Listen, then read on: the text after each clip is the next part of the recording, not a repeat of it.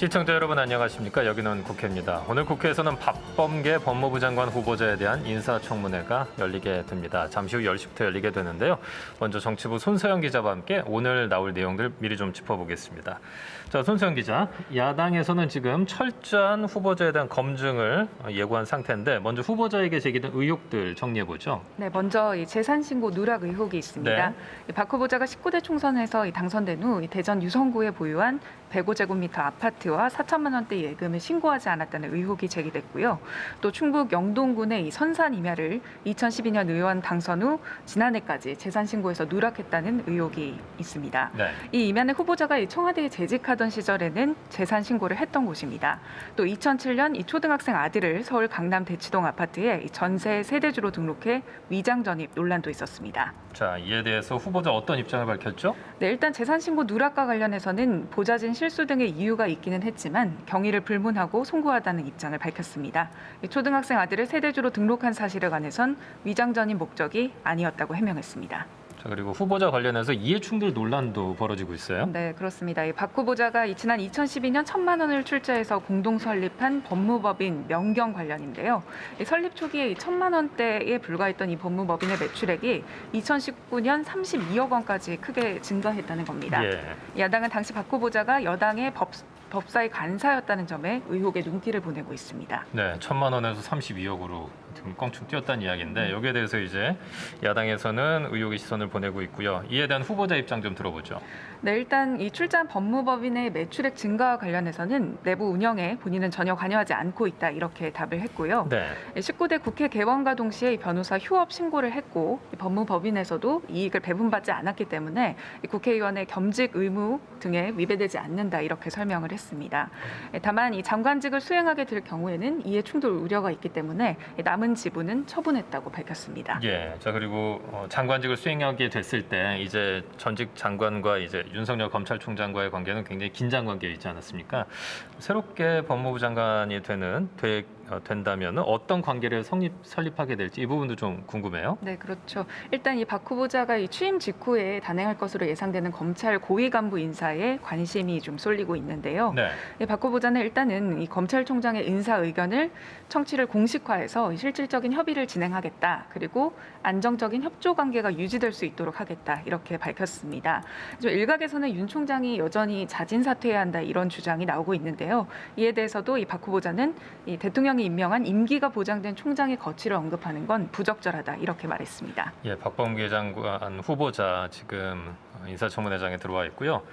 그리고 입장하고 있는 인사청문위원들과 인사를 나누고 있습니다. 국민의힘에서 요청했던 증인들이 있었는데 오늘 이 자리에서는 보기가 어렵잖아요. 네, 그렇습니다. 여당이 이제 증인 채택을 받아들이지 않았는데요. 네. 이제 국민의힘은 어제 여당이 채택을 거부했다면서 독자적으로 국민 참여 인사청문회를 열기도 했습니다. 이 자리에 이 사법시험 존치를 위한 고시생 모임의 이종배 대표, 네. 그리고 국민의힘 대전 유성을 당협위원장 출신 김소연 변호사가 나왔는데요. 국민의힘은 이 두 사람을 증인으로 요구해서 오늘 자리에 이제 불러 세우려고 했지만 민주당 거부로 불발됐습니다. 이 대표는 2016년 이 사법시험 폐지를 막아달라고 이 박 후보자의 오피스텔을 찾아가서 시위를 벌였는데 당시에 폭행과 폭언을 당했다고 주장을 하고 있습니다. 박 후보자는 오히려 본인이 폭행을 당했다면서 반박하고 있는 상황입니다. 김 변호사 같은 경우에는 2018년 이 지방선거에서 민주당 소속으로 대전시 의회 의원에 당선된 사람인데요. 당시 지방선거에서 박 후보자가 이 측근들의 공천 헌금 요구를 알고도 방조했다 이렇게 폭로를 한 바가 있습니다. 예. 이때 이 당사자들이 형사처벌을 다 받았는데 박 후보자만 불기소 처분된 게 이제 문제가 있다 이런 지적을 좀 하고 있고요. 국민의힘은 지금까지 제기된 의혹만으로도 박 후보자가 사퇴해야 한다 이렇게 주장을 하고 있습니다. 반면 민주당은 이 제출된 자료를 통해서 대부분의 의혹이 소명돼 흠결이 없다 이런 입장입니다. 예. 자, 윤 총장 가족들과 관련된 의혹들 그리고 월성 원전 수사에 대해서도 입장을 밝혔어요. 네, 오늘 자리에서도 뜨거운 공방이 이뤄질 것으로 보이는데요. 일단 윤 총장 일가 의혹 수사에 대해선 현재 수사와 재판이 진행 중이다 이렇게 말을 아꼈습니다. 그러면서도 본인이 임명되면 법과 원칙에 따라 신속한 수사가 이뤄지도록 적절히 지휘 감독하겠다 이렇게 밝혔습니다. 월성 1호기 경제성이 부당평가 의혹 수사와 관련해선 검찰의 문제점을 지적을 했는데요. 박 후보자는 이 수사 단서가 있다면 실체적 진실을 규명하기 위해서 이제 수사를 하는 것이 원칙이다. 있다 이렇게 말하면서도 지금 정치적 목적으로 검찰이 과잉 수사하고 있다는 비판도 있다 이렇게 말했습니다. 예. 법무부 장관의 수사지휘권 이 부분도 좀 논란이 계속되고 있는데 박 후보자는 향후 신중하게 행사 여부를 검토하겠다 이렇게 밝혔습니다. 예. 박 후보자는 이 검찰 수사에 부당하게 관여하거나 정치적 중립을 훼손하는 것이 아니고 검찰권이 국민의 입장에서 적정하게 행사되도록 하는 규범적 통제 장치다 이 점을 강조했습니다. 예. 자, 지금 법사위 인사청문회장 보고 계신데 지금 원래 10시에 개시하기로 했던 인사청문회가 지금 한 3, 4분 정도 늦춰지고 있거든요. 지금 네. 야당 쪽에서는 입장을 안 하고 있는 것 같은데 네, 그렇습니다. 뭔가 지금 이제 네. 벼르고 있는 게 네, 아닐까 이런 맞습니다. 생각이 좀 듭니다. 네. 법사위 같은 경우에 요즘 아주 거의 산 넘어 산에 인사청문회를 치르고 있는데 얼마 전에 이제 공수처도 공수처장 인사청문회 후보 인사청문회도 치렀고요. 네. 자, 이렇게 공수처가 공수처를 출범을 하면서 여당 같은 경우에는 이제 검찰개혁 후반전에 대한 관심을 또 표명을 하고 있어요. 이 부분에 대해서는 후보자가 어떤 입장을 밝혔습니까? 네, 일단 이 박 후보자는 남은 검찰 개혁 과제로 이 민주당이 주장하는 것처럼 이 수사 기소 분리 그리고 검찰 조직 개편 또 대검의 정보 기능 폐지와 같은 것들이 논의되는 것으로 안다 이렇게 본인도 알고 있다고 이야기를 했고요. 네. 다만 이 검찰 수사권을 지금 시점에서 당장 전면 폐지하는 것은 조금 신중해야 한다 이런 입장을 밝혔습니다. 박 후보자는 이 국가의 범죄 대응 역량에 공백이 생길 우려가 있다. 이런 이야기를 했는데요. 공수처의 경우에도 이 판검사 범죄 등 예외적으로 수사 기소권이 있고 그렇기 때문에 향후 이 문제는 조금 더 주의 깊게 살펴봐야 한다 이런 입장을 밝혔습니다. 그리고 또 일각에서 지적되고 있는 것처럼 이 수사 기소권을 완전히 분리하려면 경찰의 수사 능력이 담보돼야 한다 이 점을 동의한다고 이야기했습니다. 예. 자, 보통 인사청문회가 열리게 되면 이제 후보자의 자질이라든가 어떤 능력 이런 부분에 대해서 확인이 되고 있는데 이제 인사청문회가 실시가 될 것 같습니다. 자, 인사청문회장으로 연결하겠습니다. 회의하겠습니다. 오늘 회의는 국무위원 후보자 법무부 장관 박범계 인사청문회입니다. 먼저 코로나19 방역을 위해 회의에 참석하신 모든 분들은 마스크를 착용해 주시고 비치된 손소독제를 사용해 주시기 바랍니다. 그러면 바로 의사 일정에 들어가도록 하겠습니다. 의사 일정 제1항 국무위원 후보자 법무부 장관 박범계 인사청문회를 상정합니다.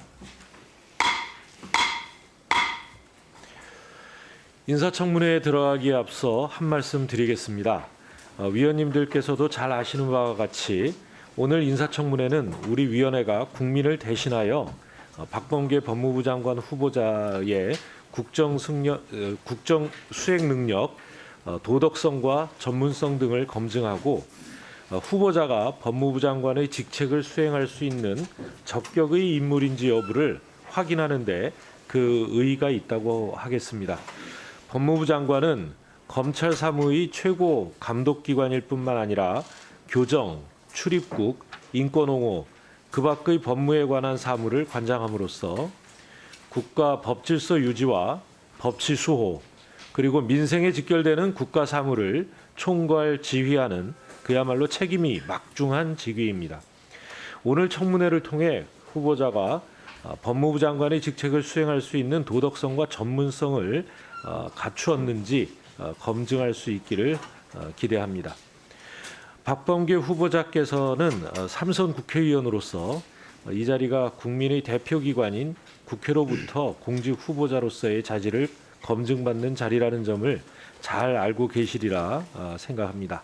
따라서 위원님들의 질의에 솔직하고 성실하게 답변해 주시기를 당부드립니다. 존경하는 위원님들께서도 위원님들께도 당부의 말씀을 드리면 오늘 인사청문회는 국회 방송을 통해 국민 여러분께 생중계되고 있습니다. 위원님들께서 그동안 후보자 검증을 위해 준비하신 내용이 국민들께 잘 전달될 수 있도록 원만한 회의 운영에 적극 협조해 주시기 바랍니다. 오늘 인사청문회는 먼저 후보자의 선서와 모두 발언을 청취한 다음 위원님들의 질의와 후보자의 답변을 듣는 순서로 진행하고 말미에 후보자로부터 마무리 발언을 듣도록 하겠습니다. 그러면 먼저 관계법률에 따라 후보자의 선서를 받도록 하겠습니다. 후보자께서는 발언대로 나오셔서 오른손을 들고 선서문을 낭독해 주시고 선서가 끝나면 서명 날인한 선서문을 위원장에게 직접 제출해 주시기 바랍니다. 선서. 공직 후보자인 본인은 국회가 실시하는 인사청문회에서 양심에 따라 숨김과 보탬이 없이 사실 그대로 말할 것을 맹세합니다. 2021년 1월 25일 공직 후보자 박범계.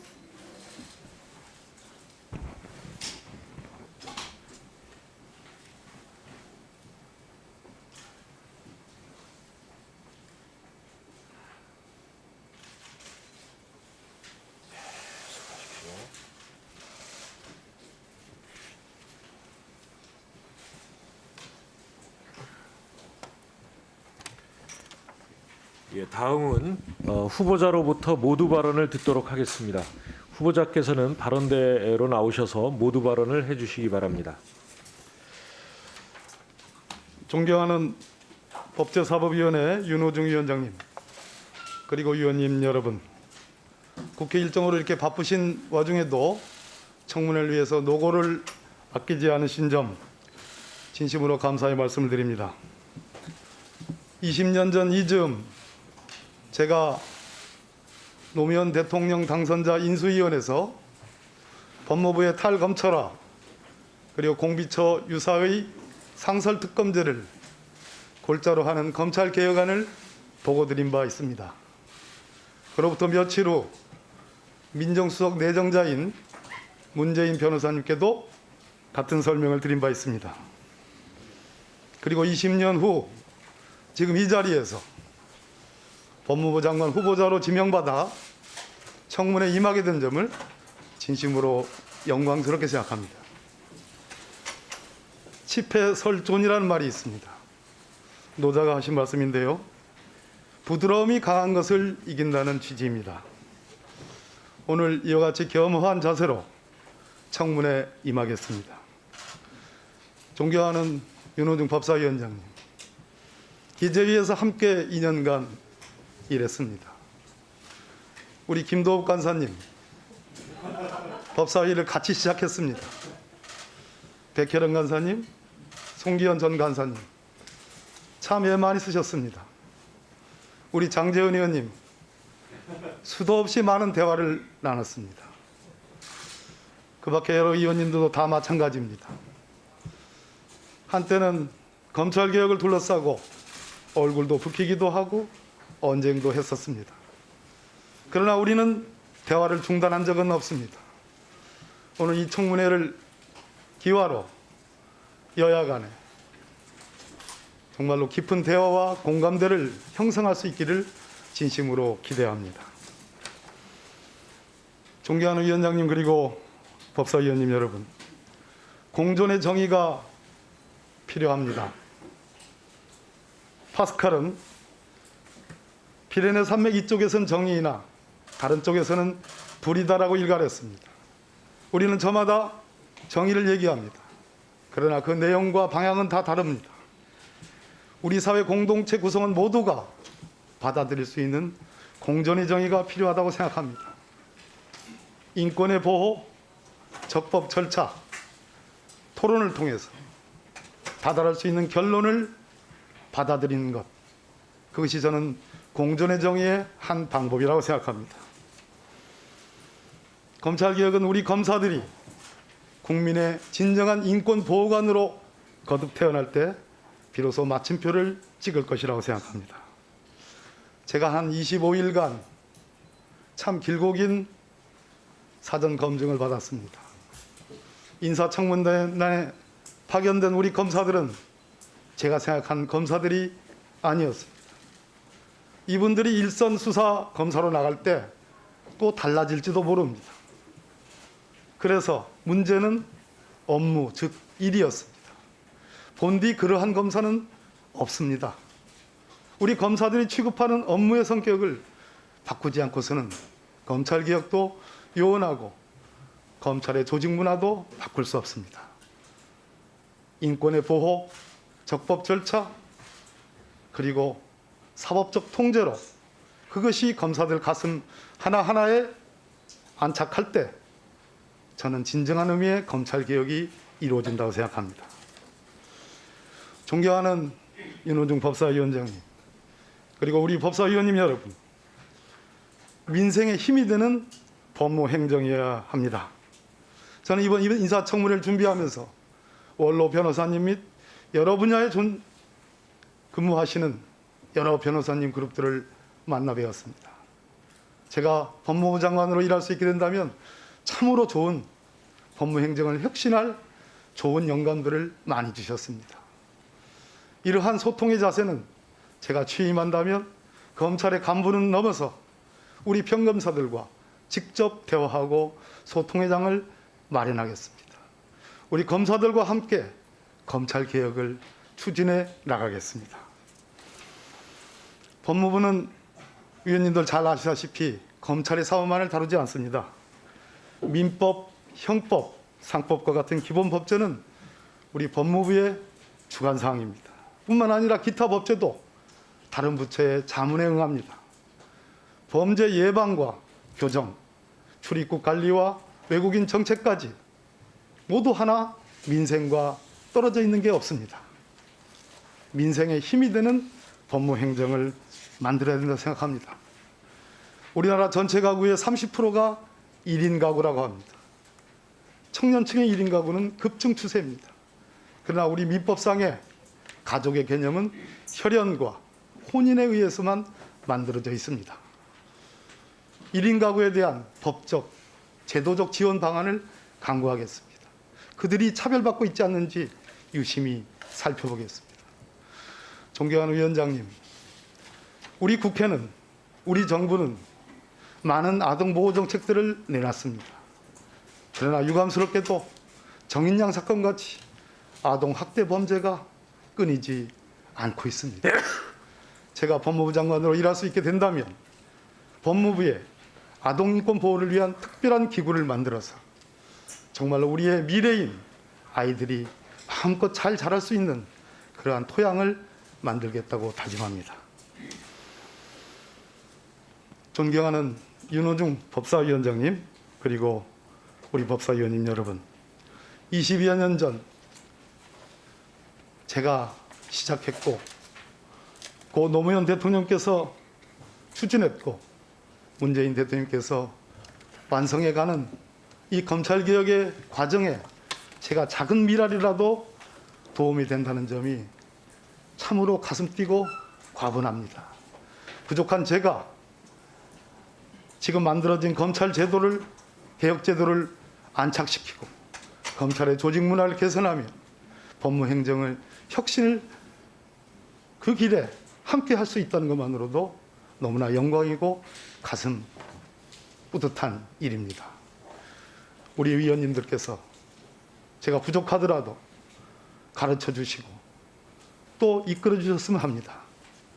법무부 장관으로 취임하면 여야를 넘어서 위원님들과 함께 머리 맞대고 소통하고, 그래서 이제 검찰개혁이 이 나라의 큰 좌표로서 안착이 됐다라는 평가를 받고 싶습니다. 경청해 주셔서 감사합니다.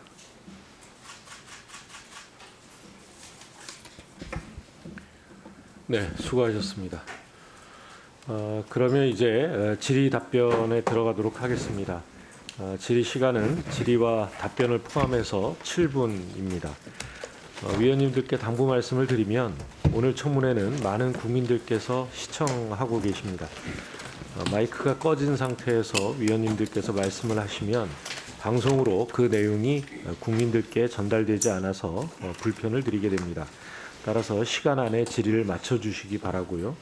또 답변하시는 후보자께서도 질의 시간 안에 답변을 마칠 수 있도록 협조해 주시고, 질의 시간이 지난 후에 답변이 꼭 필요하다고 생각하시면 위원장에게 발언 기회를 요청하셔서 답변해 주시기 바랍니다.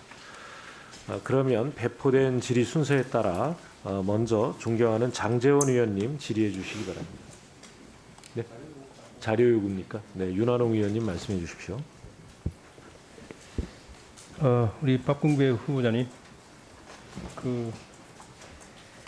자료 관련해서 조금 미흡해서 다시 한번 제가 한번 촉구를 드리려고 하는데요. 그 우리 법무법인 명경이 있죠. 명경. 우리 후보자께서 출자한 법무법인인데 제가 자료 요구했던 것은 거기 수입 내역 주실 수 있는지를 내가 요청을 했었고, 그 다음에 우리 후보자 동생이 사무장으로 있기 때문에 그 동생이 그동안 받은 총 급여, 월급이라든지 급여 내역, 그리고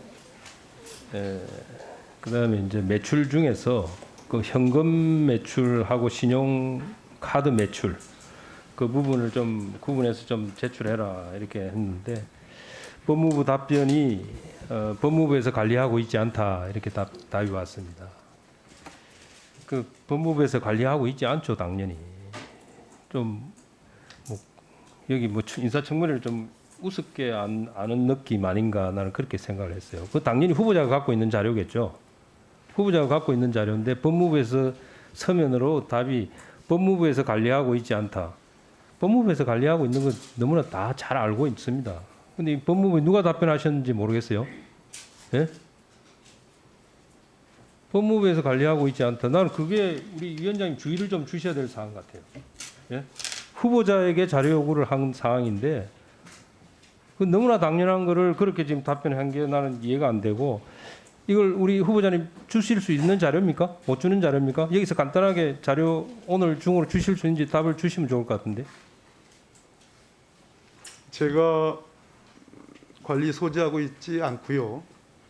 저는 법무법인 대전 명경의 대표 변호사를 우리 야당 의원님들께서 여러 의혹을 말씀하시니 증인으로 채택해도 좋겠다 하는 생각을 가졌습니다. 이것은 수입 내역이나 동생의 총 급여는 이따 질문하시면 제가 답변을 드릴 거고요.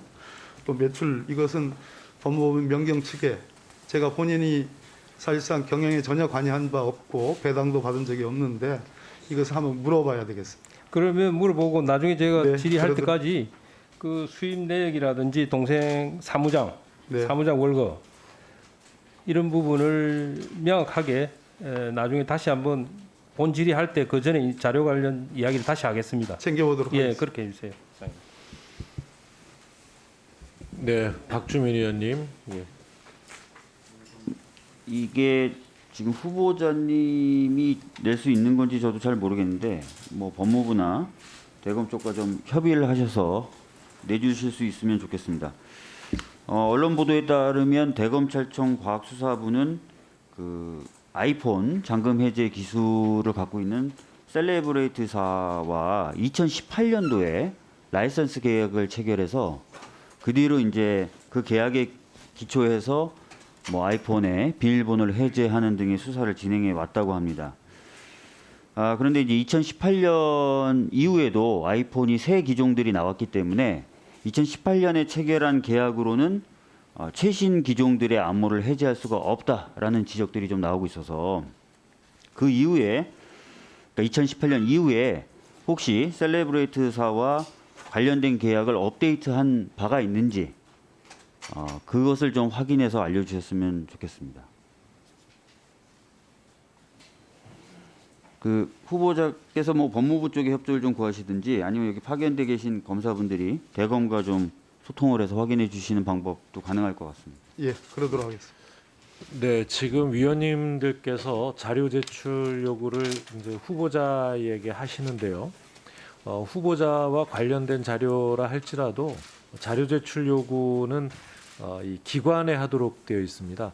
물론 이제 법무부에만 자료 제출 요구를 할 수 있는 것이 아니고 이 그 국가기관, 지방자치단체, 그 기타 기관에 후원의 후보자 검증을 위해서 필요한 자료가 필요하다 하면 그것을 요청하시게 돼 있는 겁니다. 후보자가 직접 요청을 받고 후보자가 자료를 제출하는 것이 아니기 때문에 그 부분은 참고를 해주셨으면 좋겠습니다. 예, 또 저 자료 제출 요구하실 의원님 계십니까? 예, 없으시면 네, 백혜련 의원님. 어제 그 국민의힘 쪽에서 국민청문회라는 이름으로 그 셀프 청문회를 하고 후보자에 대해서 부적격이다 이런 의견을 냈다는 보도를 봤습니다. 근데 이렇게 정식 청문회라는 자리가 있음에도 불구하고 그런 셀프 청문회를 한 것에 대해서 유감을 표명할 수밖에 없을 것 같습니다.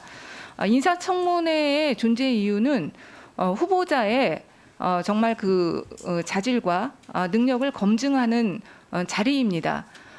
이런 정식 자리를 놔두고 이미 어떤 판단을 내리고 이 자리에 온다고 한다면 인사청문회가 어떤 의미가 있겠습니까? 그것은 굉장히 잘못된 행태라고 볼 수밖에 없을 것 같습니다. 그리고 당시에 나왔던 그 증인들의 면면을 보면은 김소연 전 시의원과 관련해서는 검찰의 불기소 그리고 고법의 재정 신청 기각, 대법원의 재항고 기각까지 있었던 사건입니다. 어떻게 보면 3심을 모두 거친 것입니다. 우리 법사위에서 대법원의 판단까지 내려진 사안에 대해서 그것을 받아들이지 않고 의혹을 제기한다면 상권 분립의 원칙에도 반하는 행위라고 보입니다. 그리고 사시존치 모임 관련 의혹과 관련해서도 후보자는 의혹을 부인하는 입장이고요. 이것과 관련해서 이미 형사 고발이 되어 있습니다. 그리고 증인이라고 일명 증인이라고 참석했던 본인조차도 그 자리에는 있지 않았다 이렇게 얘기했습니다. 이런 증인들의 증인이라면 증인요 행태를 가지고 후보자에게 대해서 이미 부적격이다 이렇게 판단을 내리고 이 청문회에 임한다면 이 청문회가 제대로 진행될 수 없을 것이라고 생각됩니다. 그렇기 때문에 야당 의원님들께서는 국무위원도 국무위원 후보자도 헌법상에 보호돼야 되는 권리가 있습니다. 누가 봐도 위법한 행위를 했거나 사회상규에 위배되는 행위를 했다면 당연히 국무위원 후보자로서 자격 미달이겠지만 지금 후보자와 관련해서는 어떤 것도 그 결격을 논할 정도로 위법 부당한 것은 없다고 보입니다. 그렇기 때문에 예단을 가지지 마시고 이 청문회에 임해 주시기를 다시 한번 부탁드립니다. 먼저 하시겠습니까? 예, 김도읍 간사님. 예. 의사진행 발언이시죠? 오늘 우리 박범계 후보자에 대해서 질의할 내용들이 너무 많아서 제가 사전에 우리 국민의힘 위원들에게는 자료 제출 요구를 일정 시점 청문회가 진행된 뒤에 하자고까지 했는데 백혜련 간사께서 또 의사진행 발언을 하시는데 상당히 유감입니다. 어제 저희 우리 국민의힘에서 국민참여 청문회를 할 수밖에 없었던 사정은 백혜련 간사께서 잘 알지 않습니까? 정인 참고인을 한 명도 받아주지 못하겠다고 하니까 저희들은 국민들께 박범계 후보자의 실상을 알리기 위해서 청문회를 할 수밖에 없었고요. 그리고 김소연 증인에 대해서 상당히 탄핵하는 그런 말씀을 하셨는데요. 그 검찰의 이 불기소 이유가 과연 적정했는지는 백혜련 간사께서도 법률가이기 때문에 한번 면밀하게 살펴보시면 아실 수 있을 것입니다. 저희들은 깜짝 놀랐습니다. 요즘도 이렇게 지방선거 공천과 관련해서 돈이 오고 가는지, 그리고 그 수법이라는 게 정말 저희들은 참 귀를 열고 들을 수 없을 정도로 놀랐습니다. 자, 백혜련 간사께 다시 한번 제안을 드립니다. 어제 저희 당만 김소연 변호사나 이종배 대표를 모시고 국민참여 청문회를 한 것이 유감이라면 지금이라도 합의해 주십시오. 그 정인들께 연락해서 정인들께서 동의를 하시면 오해라도 오실 수 있는 거 아닙니까? 그렇게 합시다. 동의해 주십시오. 김소연 변호사하고 이종배 대표. 그러면 깔끔할 일을 왜 여기서 그런 거에 대해서 비난을 하고 그러십니까? 근본적으로 민주당에서 정인 참고인을 받아주지 않았기 때문에 어제 국민참여 청문회가 있었다는 거, 지금이라도 늦지 않았다는 거. 민주당이 동의만 해준다면 저희들이 연락을 해보겠습니다. 정인으로 출석할 수 있는지. 가능하다면 오후에 그분들 불러서 민주당도 거기에 대해서 질문을 하시면 될 것 아닙니까? 금방 백혜령 간사 말씀하신 그런 내용 반박 질문을 하십시오. 그러면 국민들께서 판단하실 거 아닙니까? 이상입니다. 네, 금방 발언하셨는데, 예, 신동근 의원님, 예, 잠시 후에 말씀. 예, 인천 서구의 신동근 의원입니다. 발언 좀 합시다. 예. 뭐 의사진행 발언을 조용히 좀 왔다 갔다 하세요. 하면서 하는 게. 저 시간 다시 돌려주세요. 예, 신동근 의원입니다. 오늘 청문회는 법무장관에 대한 능력, 자질, 도덕성 검증을 하는데요. 어제 국민의힘이 말하자면 법무부 장관 청문회를 앞두고 셀프 장애 청문회를 했습니다. 근데 말이 그렇지 저는 이게 이제 법무부 장관 후보 반대 결의대회를 했다, 규탄대회를 했다 이렇게 생각하는데요. 아시다시피 법무부 장관 박범계 후보자는 판사 출신으로 오랫동안 법사위원을 하셨고 또 법사위 간사를 역임했습니다. 따라서 법무행정의 전문가로 보이고요. 그다음에 사법개혁특별위원회 위원을 했고 또 간사로 검찰개혁을 주도한 법무개혁의 또 전문가로서의 전문성을 가지고 있습니다. 그리고 3선 국회의원을 역임하면서 법무부 장관이 개혁 과도기에 법무부를 이끌어갈 그런 전문성뿐만이 아니고 소통 능력 그리고 또 균형 감각과 그 정무적 감각을 가지고 있는 저는 적절한 후보다 이런 생각을 갖는데 그 국민의힘이 소위 이제 장애 셀프 청문회에서 증인으로 채택한 두 분 김소연 전 의원 제가 보니까 이분 자기 이해와 요구에 반하면 무조건 소송하고 의혹 제기하고 또 자기 이익을 위해서는 당도 무조건 옮기고 뭐 이런 분 같아요 제가 보니까. 그런데 어쨌든 간에 이 부분에 대해서는 검찰도 무혐의 처리했고 그다음에 여기에 대해서 재정 신청을 한 부분도 고법에서 기각을 했고 또 대법원 제한구까지 기각을 한 사안입니다. 그런데 이런 분을 가지고 일방적으로 증인으로 신청해서 하는 것도 문제이고 그다음에 사실 존치와 관련해서도 제가 듣기로는 역으로 오히려 이분들이 자기 의사들에 반한다고 그래가지고 후보자의 집에까지 숙소까지 찾아와가지고 다중이 와서 야밤에 뭐 협박 아닙니까 이게? 그리고 또 그 배우자가 있는 집에까지 찾아왔다 그러고 또 자제가 다니는 고등학교 학교까지 찾아와가지고 고등학생입니까? 아니면 대학생입니까? 어쨌든 간에 학교까지 찾아와서 협박을 했다고 그럽니다. 이게 있을 수 있는 일입니까? 오히려 저는 후보자가 피해를 당했다는 그런 정황도 있고 또 아까 백혜령 간사가 얘기하신 것처럼 이분이 증거도 없어요. 그리고 또 증인 채택을 안 해줬다고 그러는데 대부분의 증인들이 가족이거나 아니면 진행적인 수사나 재판에 영향을 미칠 사람들인 게 대부분입니다. 그래서 할 수가 없는 건데 저는 이건 뭐 정쟁성 흠집내기다 이렇게 생각을 하고 그다음에 또 하나는 어쨌든 간에 부적격적이라고 이거 청문회 하기도 전에 이미 답을 정해놓은 청문회 아닙니까? 답정너 청문회 저는 이건 결코 가당치 않다 이런 생각을 하고 오늘 청문회에서 자질과 도덕성을 검증.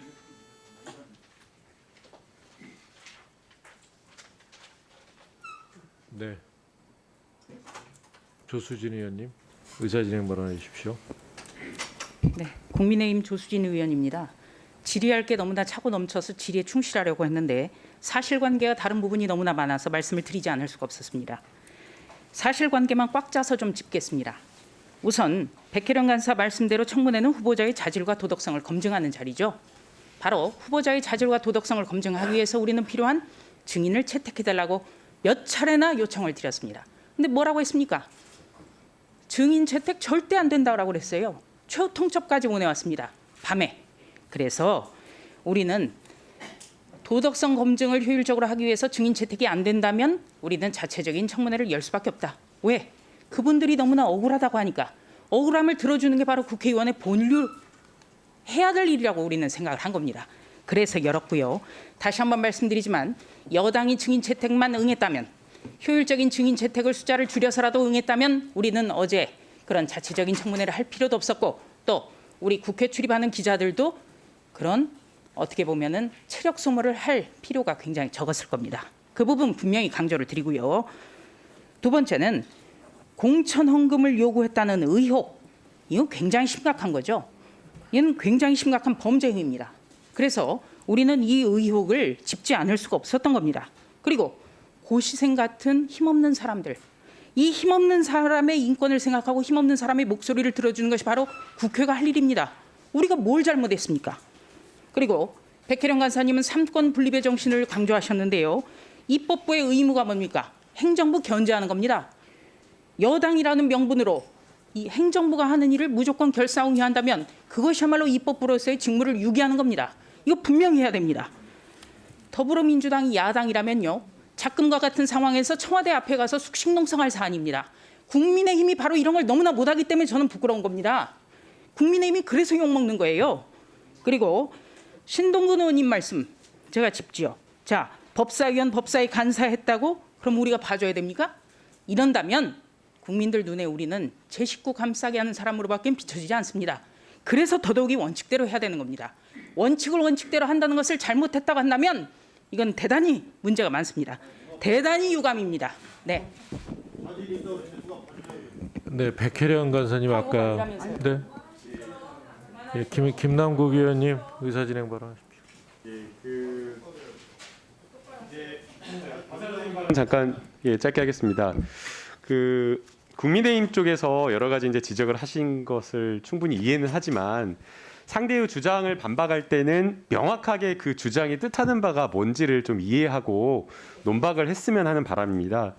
이제 방금 조수진 의원님께서 신동국 의원님의 말씀을 반박을 했는데, 신동국 의원님이 후보자의 법사위 위원회 활동과 간사 그리고 사법개혁 특위 역할을 했다라고 하는 것은 봐주라고 하는 게 아닙니다. 그냥 봐달라고 한 적이 전혀 그런 주장을 한 바가 아니고, 후보자가 가지고 있는 여러 경험과 경륜, 전문성, 그리고 그러한 어떤 사법개혁에 대한 가치를 얼마나 가지고 있는지를 이야기하기 위해서 그 두 경력을 이야기를 한 것이지, 결코 봐주라란 말을 한 적도 없고 그런 의도도 아니었습니다. 그런데 조수진 의원님께서 전혀 엉뚱하게 혼자 곡해해가지고 상대가 주장하지도 않은 의견을 가지고 이렇게 이야기를 하는 것은 적절한 논박이 아니다라는 그런 생각이 들고요. 그리고 이제 어제 그 국민의힘 쪽에서 증인을 채택하지 않아가지고 그랬다라고 하는데, 저는 법사위에서 이런 논쟁이 계속되는 게 굉장히 무의미하다라고 생각이 됩니다.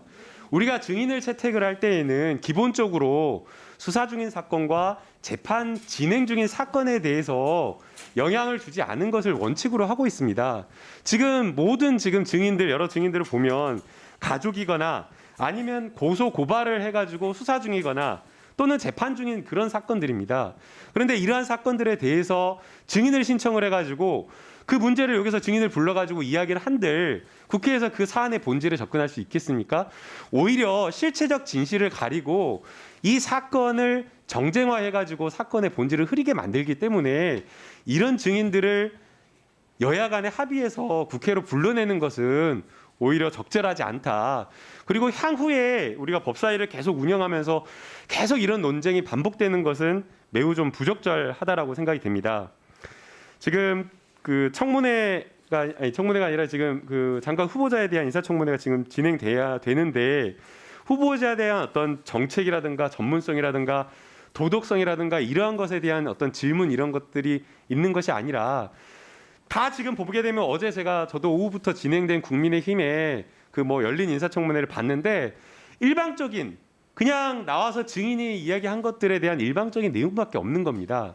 지금 공천 헌금과 관련된 부분도 후보자에 대해서 다 불기소 처분 났고, 그 불기소 처분의 근거는 심지어는 어제 나와서 이야기를 했던 김소연 변호사의 진술에 근거한 것들이 많습니다. 그럼에도 불구하고 그냥 반박하지도 못하게 일방적으로 그냥 불러가지고 이렇게 진행하는 인사청문회, 그리고 그냥 불러가지고 일방적으로 듣고 일방적으로 결론을 내버리는 이런 인사청문회는 안 된다. 그래서 증인 채택을 했으면 문제가 되지 않았죠. 그렇죠? 있고요. 그래서 이거는 좀 매우 부적절하다 보이고요. 오늘 저희가 인사청문회를 통해서 후보자가 지금 여기 계시기 때문에 후보자에게 후보자가 어떤 삶의 이력을 살아왔는지, 그리고 그 과정에서 후보자가 정말 삶의 정말 정의감이라든가 이러한 어떤 도덕적 가치를 어떤 가치를 가지고 살았는지, 이거 굉장히 중요하지 않겠습니까? 그래서 이러한 것들을 좀 저희가 여야 간에 정말 가지게 하는 것이 아니라 예, 정말 마무리해 진실을 주세요. 물어보고 또 후보자가 가진 또 여러 가지 검찰 개혁이라든가 이런 부분에 대한 전문성도 중요하지 않습니까? 그래서 이런 것도 좀 물어보고 하면서 정말 후보자가 가진 업무 행정에 대한 전문성을 물어보는 그러한 좀 기회가, 이런 자리가 되었으면 하는 바람입니다. 네, 다음은 유상범 의원 의사진행 발언해 주시기 바랍니다. 아니 들어보라고. 그리고 정인 참고인에 대해서 일방적이라고 하는데 오늘 후보자가 일방적으로 이야기하는 자, 위원님들 자중해 주시고요. 똑같은 이야기 하지 말라고. 그러니까 지금 민주당이 지금 뭐 저는 방해하려고 위원장, 진행 위원장 하니까 위원장이 진행에 따라 주시기 바랍니다. 유상범 의원 의사진행 발언해 주십시오. 김남국 의원 좋은 말씀 해주셨습니다. 이 자리는 후보자의 자질, 능력, 도덕성을 검증하는 자리입니다. 후보자는 현직 국회의원이고 대전시당 위원장입니다. 2018년에 그 상황에서 밑에 있는 그 소위 측근이라고 하는 사람들이 시의원으로 처음 들어온 사람, 구의원으로 처음 들어오는 사람에게 공천 헌금으로 1억 5천만 원을 요구해가지고 구속까지 돼서 실형을 살았습니다. 본인이 법적으로 면제가 됐을지라도, 그러나 그 안에서 벌어졌던 그런 일이 벌어지는 상황에 어떤 일이 있었는지 검증해 보는 것은 후보자 도덕성 검증에서 굉장히 중요한 부분입니다. 그것을 위해서 관계자들 증인 신청했는데 그 증인 전부 거부했죠. 이것은 사건 관계인이라고 그럽시다. 그러면 명경의 사무국장으로 있는 박범계 후보의 동생은 왜 거부했습니까? 그건 거부할 이유가 없었잖아요. 그럼에도 거부했지 않습니까? 아니, 중량견 대표 변호사가 사무국장이잖아요. 동생이 거기서 실제 운영을 한다는 게 중요한 부분이지. 그 중요한 부분을 알겠다고 하는 걸 다 거부했습니다. 그리고 김소연 결국 변호사, 결국은 민주당에서 쫓겨났습니다. 그 공개 안 했으면 쫓겨날 일도 없었습니다. 정치를 하는 사람이. 그것이 어떻게 자기 이익을 위한 소송이겠습니까? 이거는 자기의 모든 불이익을 각오하고라도 사실을 밝혀야겠다는 공익적 차원의 제보라고 볼 수 있는 겁니다. 그런 부분에 대해서 우린 들어야 됩니다. 그런 목소리를 듣지 않고 어떻게 국민들에게 후보의 적격성을 우리가 확인할 수 있겠습니까? 기회의 장을 여기서 만들어줬다면 여기서 들을 수 있었습니다. 그러나 인사청문회에서 그 기회의 장이 주어지지 않았기 때문에 불가피하게 우리가 그 김소연 변호사를 어렵게 모셔서 부담스러워하는 상황에서도 말씀을 들은 겁니다. 사실 존치 관련된 부분도 마찬가지입니다. 그 상황에 대해서 당사자들 주장과 후보의 주장이 너무나 다릅니다. 인사청문회에서 들어볼 수밖에 없었습니다. 그리고 당사자도 아니고 그 회장이었습니다. 충분히 들을 수 있는 상황입니다. 이 모든 기회가 박탈됐기 때문에 할 수 없이 저희가 그 상황을 국민들에게 조금이라도 알리고 싶어서 한 겁니다. 앞으로 우리 인사청문회가 적어도 더 이상 증인이 없는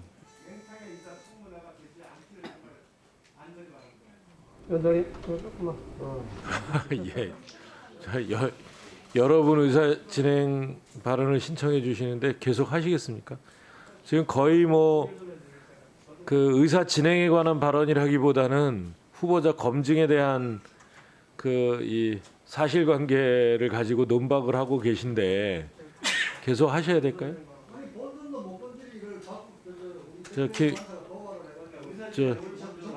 송기현 의원님 의사 진행 발언해 주십시오. 제가 뭐 가능한 한 저는 안 나설라 했는데 다시 또 말씀을 드려야 되는 것 같은데요. 저희가 왜 그 말씀하신 부분 그 증인으로선 우리 승낙을 우리 수용 안 했을까요? 왜 그분들은 저희 받아들이지 않았을까요? 아니 우리 동의를 안 했냐? 우리가 승낙을 안 했냐? 동의를 안 했냐고요, 그죠? 그뿐 아니라 청문회의 본질을 벗어나는 정치의 장언을 만들어버릴 우려가 있기 때문에 저희들이 동의를 안 한 거죠. 그분들이 만일에 정말 정상 청문회에 나와서 그런 부분 얘기할 수 있는 필요가 있다, 그 의미가 있다 하면 저희가 당연히 했죠. 근데 아시잖아요. 우리 이제 법조인들 계시잖아요. 법조인들 증인의 진실성, 신빙성 판단할 때 뭘 가지고 기준하나요? 잘 아시지 않습니까? 그 사람의 편향성 가장 큰 저거 아닙니까? 그동안에 했던 얘기 또 참고다 되는 거 아니겠습니까? 저는 아무리 이제 이가 정치의 장이긴 하지만 적어도 법사이고 상당 부분의 법조인들이 계시기 때문에 이 정도 점에서 우리가 법조인들까지 판단해야 될 필요가 있지 않을까 생각합니다. 김소연 변호사 지금 국민의힘 당협위원장입니다. 그죠? 맞죠? 그래서 당협위원 아니 그만뒀나요? 자료에 보니까 당협위원장이었다 그만두셨네, 그죠? 그리고 그동안 여러 차례 진술을 했는데 진술을 했으면 우리 법조인 출신 잘 아시잖아요. 최초 진술 가장 중요하다. 최초 진술 중요하다면 그 최초에 분명히 아니라고 진술한 게 나왔는데도 불구하고 그 다음 얘기해서 한다. 또 뭐 우리 사실존치 관련된 분들 최근까지도 고발을 했더라고요. 우리 후보자를. 아니 그 좀 우리 입장에서 뭐 고발인이 나와가지고 적어도 공당에서 하는 그런 행사에 나와서 고발인이 나와서 하는 거는 안 맞지 않습니까? 그거는 당이 어떻게 법조인으로서의 기본적인 어떤 첫 번째 판단을 보죠. 저는 그렇게 생각합니다. 이 자리가 분명히 정치의 영역이긴 한데 우리가 법조인인 만큼 판단해서 가장 중요한 거는 예단을 갖지 않는 거 아니겠습니까? 뭐 판사 출신도 계시고 검사 출신도 계시는데 우리가 어떤 사건을 판단할 때 첫 번째는 예단을 갖지 말자. 이거 많이 합니다. 지금 근데 벌써 어제 저희들이 이 국민의힘에서 했던 그 열린 청문회 가지고 이야기는 뭐냐 하면 이미 예단을 갖게 만들려고 하기 때문에 우리가 이야기를 안 할 수가 없는 거예요. 사실 저희도 청문회 해야 되는데 그 얘기를 꼭 할 수밖에 없는 거는 국민들께 예단을 줬기 때문에 그 점에 대해서는 저 지적하지 않을 수가 없는 거죠. 그러니까 이거 빨리 이제 이런 부분 하지 마시고 앞으로 청문회 할 때는 정말 이 자리에 집중해서 하시고 증인도 정치적인 어떤 것을 하려고 위해서 하지 마시고 정말 사실을 파악하거나 검증을 위한 증인을 좀 신청을 해서 요청을 해서 그런 증인을 불러가지고 같이 청문했으면 좋겠다. 저는 꼭 그렇게 부탁을 드리겠습니다. 네, 다음 전주혜 의원님. 예, 국민의힘 전주혜 의원입니다. 저희가 왜 이런 말씀을 안 드릴 수가 없냐면요. 오늘 아침에 저희 의원실로 이런 후보자실에서 만든 설명자를 보내셨죠. 지금 김소연 전 시의원 관련해서 보낸 것만 해도 이 정도입니다. 오늘 만약에 김소연 시의원이 왔다면 궁금한 건 물어보고 또한 후보자도 해명할 수 있는 이런 기회가 됐겠죠. 그래서 그 진실 여부는 국민들이 판단하셨을 것입니다. 도덕성 굉장히 중요하기 때문에 그런 면에서 어제 국민의힘이 이런 자체 청문회 할 수밖에 없었다. 이런 말씀을 드리는 바이고요. 또한 한편으로는 오늘 이 자리에서 후보자의 변명의 자리만 된다면 이것이야말로 국민을 속이는 것이고 부당하다. 이 부분에 대해서 확실히 말씀을 드리겠습니다. 또한 아까 후보자께서 동생을 증인으로 신청하면 좋았을 것 같다. 이제 이렇게 말씀을 하셨잖아요. 사무장이기 때문에. 대표자를 얘기한 겁니다. 예.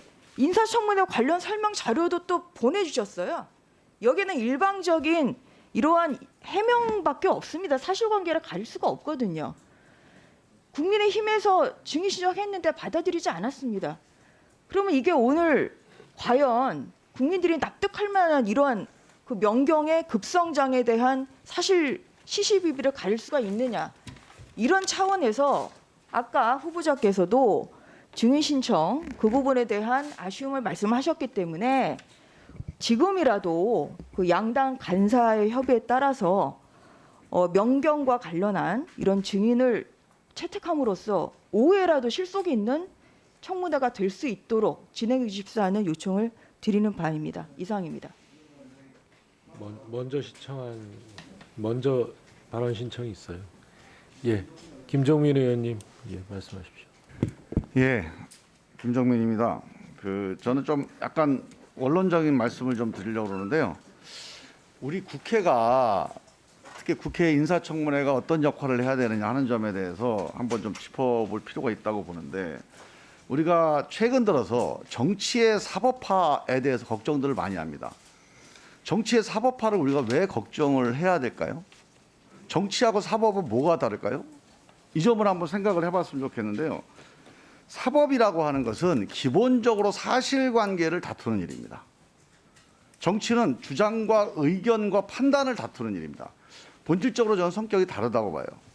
사실관계를 다투는 일은 사실이냐 아니냐, 유죄냐 무죄냐, 이건 제로섬 게임이에요. 그래서 이 점에 대해서는 엄격하게 사실을 규명하는 절차에 따라서 진행이 돼야 되는데, 정치의 일은 다양한 의견들 간의 합의를 만들어내는 것이기 때문에 제로섬 게임으로 한쪽이 망하고 한쪽이 흥하고 이런 결론이 나게 되면 정치는 존립할 수가 없습니다. 그래서 정치에 사법이 들어오는 거를 우리가 최대한 절제하거나 조심해야 된다, 신중해야 된다, 이런 관점에서 정치의 사법화를 우리가 문제를 삼는 건데, 지금 이제 인사청문회가 좋습니다. 이 사실관계에 대해서 여러 가지 할 얘기가 있겠죠. 그러나 인사청문회 이 하루 동안의 일을 가지고 어떤 사실관계의 끝을 규명한다는 건 어렵습니다. 우리가 국회에서 대정부 질문을 하던 아니면 인사청문회를 하던 상임위를 하던 국회의 회의에서 사실관계의 종국이 밝혀지는 적이 없습니다. 대부분은 은폐되어 있는 사실관계를 밝히기 위한 출발이 국회에서 시작되는 것이고, 그 이후에는 다양한 취재라든가 수사기관, 조사기관의 조사를 통해서 밝혀지게 돼 있는 것이죠. 지금 국민의힘에서 여러 가지 그 사실관계에 대한 문제제기를 해주셨는데, 어제 한번 얘기 들으셨다며요. 자료도 많이 갖고 계시잖아요. 판단하실 거 아닙니까? 그 사실관계에 대한 판단을 가지고 박범계 후보자가 적격인지 아닌지에 대해서 오늘 토론을 하자 이거죠. 지금 여기서 사실관계 논쟁을 어디까지 할 수 있느냐, 과연 밝혀질 수 있느냐, 밝히지 못하고 그냥 흠집 내고 끝날 거 아니냐, 이런 우려가 있잖아요. 그러면 결국 이게 국회가 대의기관, 토론기관, 정치기관이 아니고 사법기관 중에서도 무능한 사법기관이 됩니다. 저는 사실관계에 대해서 우리가 은폐되어 있거나 잘 안 알려져 있는 거라면 여기서 우리가 청문 과정부터 밝힐 필요가 있지만, 이미 많이 알려져 있다면 거기에 대한 우리 국민의 의원님들의 적격 여부에 대한 판단을 중심으로 우리가 논쟁을 해보자, 이렇게 좀 제안을 드립니다. 이상입니다. 네. 예, 김도읍 의원님까지 듣는 거로 하면 어떻겠어요? 장재현 의원님, 아니 첫 번째 질의자신데 김도읍 의원이 장재현 의원님 먼저 하시라고 하죠. 예, 장재현 의원님 먼저 하세요 그러면. 아니 양보하지 마시고 간사하세요. 민주당 안 할 거면.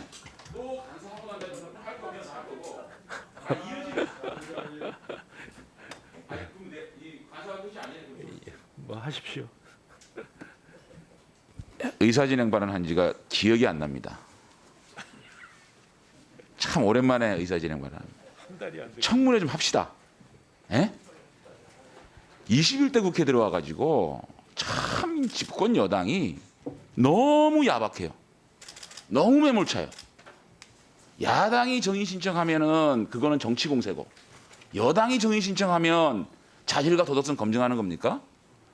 어떻게 야당은 맨날 흠집 내고 발목 잡는 거라고 예단을 합니까? 그렇게 하지 마세요. 그리고 집권 여당에서 앞장서 가지고 청문회 이렇게 살벌하게 만드는 집권 여당 오랜만에 봅니다. 저는 박범계 후보자께서 너무 부드럽게 모두 발언하셔가지고 마음이 약해지려고 그랬는데, 민주당 의원님들 막 저러고 정치 공세하는 거 보니까 마음이 독해지려고 그래요. 이 박범계 후보자한테 손해보는 겁니다, 이거. 박범계 후보자 싫어하세요? 그러지 마시고 이제 좀 그만하고, 예? 여당이 야당 공격 그만하세요. 오죽 답답하면 어저께 그 핵심 증인들 불러가지고 그 청문회를 했겠습니까? 그러면 그 정도로 이해하고 오늘 또 거기에 대해서 질문 시간에 얘기하고 이렇게 해서 지금 벌써 몇 시입니까? 11시입니다, 지금. 청문회 진행해 주시기를 위원장님 부탁드립니다. 네. 다음 소병철 의원님 말씀하십시오. 감사합니다, 위원장님. 전남 춘천 광양 곡성 구례갑 지역구 국회의원 소병철입니다. 저는 국회 등원해서 지금 이제 오늘 두 번째 청문회입니다. 오늘 우리 야당 의원님들 말씀이나 여당 의원님들 말씀 다 한 분 한 분 경청하고 충분히 근거가 있다고 생각합니다. 다만 지난번에 공수처장 청문회 때도 약간 좀 그런 경향이 있었습니다만은 이번에 법무부 장관 후보자가 이 자리에 오기 전까지 언론에서 후보자 신상, 사실 후보자 신상이라면 이제 도덕성 부분을 말하는 거라고 생각합니다. 그런데 가족분들까지 좀 심하게 표현을 하자면 머리카락 한 올 한 올 이렇게 현미경으로 들여다보는 그런 시간들이었습니다. 후보자는 정말 힘들고 괴로웠겠죠. 특히 가족들 생각하면은 신문 기사를 보면서 가슴이 많이 아팠습니다. 후보자가 같은 지금 민주당 의원이라고 해서 그런 건 아닙니다. 대한민국에는 국민들께서 실망하고 지탄하는 공직자들도 많이 있다고 생각합니다. 그렇지만 저도 공직 생활을 해보면 아까 우리 어느 의원님 말씀처럼 대부분의 공직자들은 보통의 평범한 시민 이상의 절제와 조심하는 그런 생활을 해오고 있습니다. 사실 가족들은 무슨 죄인지 모르겠습니다. 어떻게 보면은 남편, 아버지보다 더 심각한 고통을 겪을지도 모릅니다.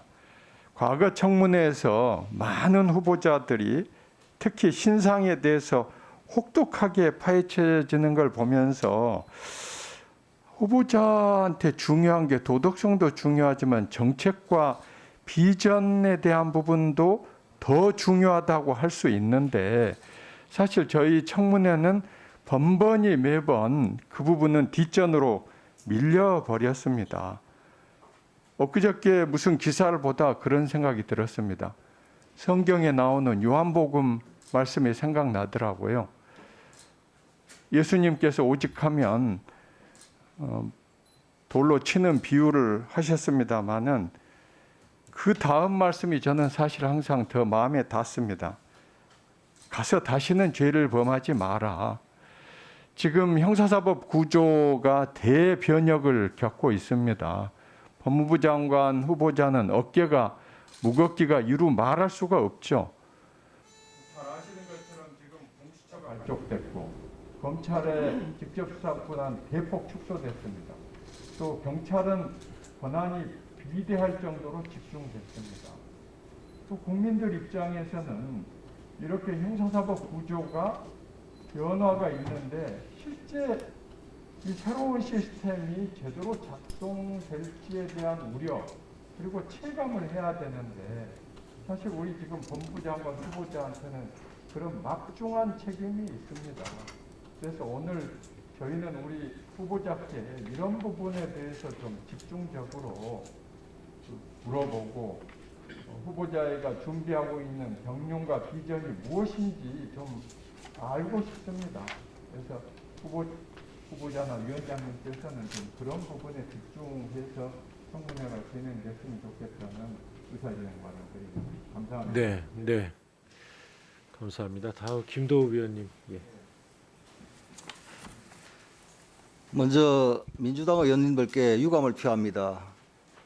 다시 한번 말씀드리지만 김소연 변호사 같은 경우 정인으로 동의만 해줬으면 여기 와서 민주당 의원님들도 반박 질의를 할 수 있는 거예요. 그런데 정인으로 받아주지도 않고 오늘 여러분들께서 김소연 변호사의 개인의 성향이나 이런 부분에 대해서 상당히 모욕적 비난을 한 부분이 많습니다. 다시 한번 말씀드리지만 백혜련 간사님 공식적으로 제안합니다.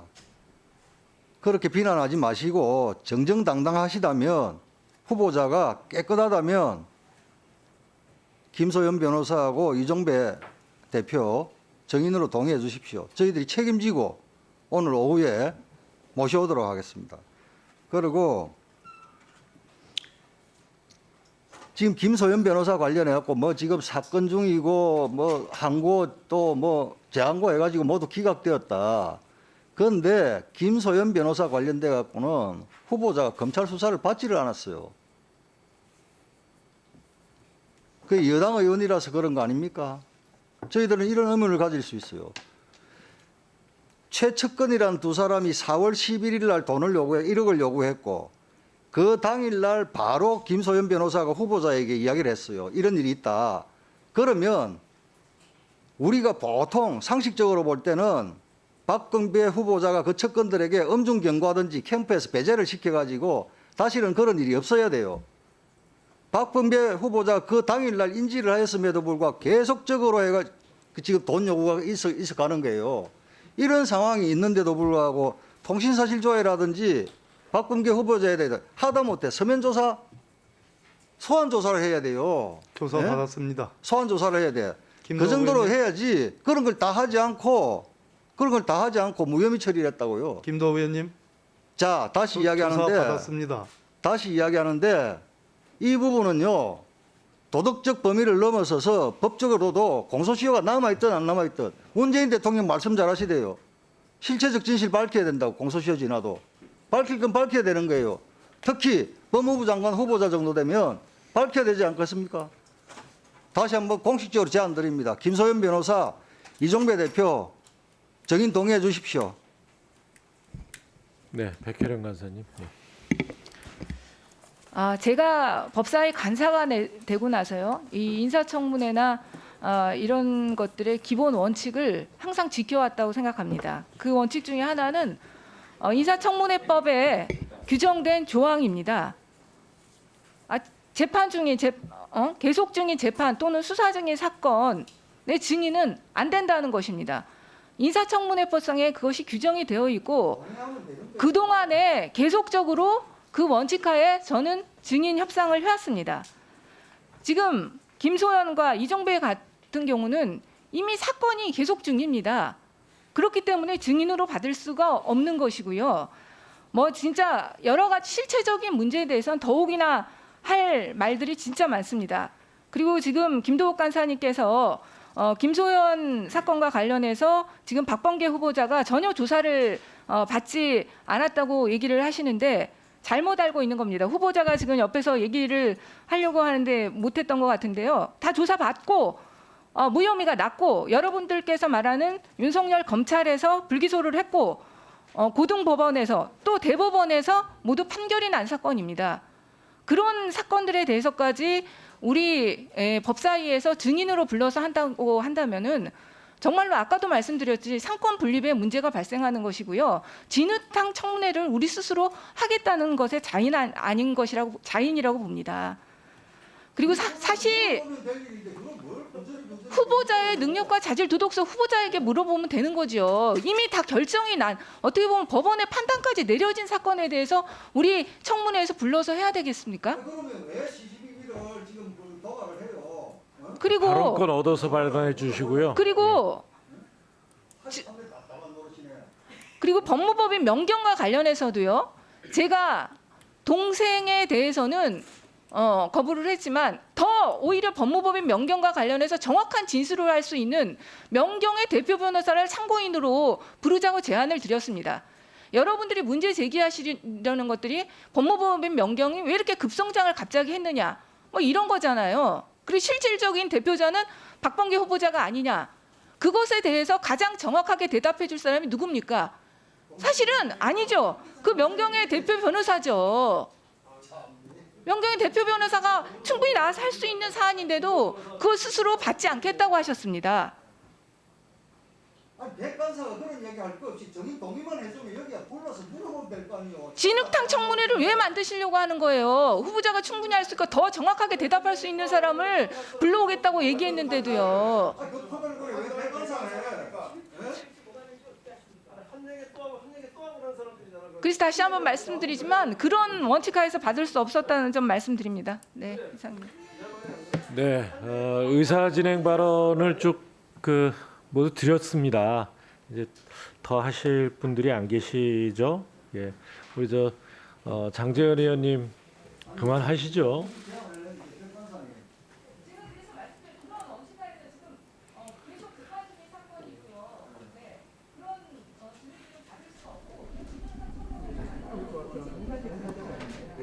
저 의사 진행 발언을 하시는 가운데 여당 의원님들도 그렇고 야당 의원님들도 그렇고 사실로 확정되지 않은 각자의 의원님들의 이 견해에서 판단한 내용들이 서로 주장되고 또 뭐 논쟁처럼 되고 있어요. 이게 사실 후보자와 관련된 사항에 대해서는 이렇게 여야 의원님들끼리 논쟁을 벌이시기보다 여기 지금 국무위원 후보자가 나와 계시니까 직접 여쭤보시는 게 맞지 않나 이렇게 생각합니다.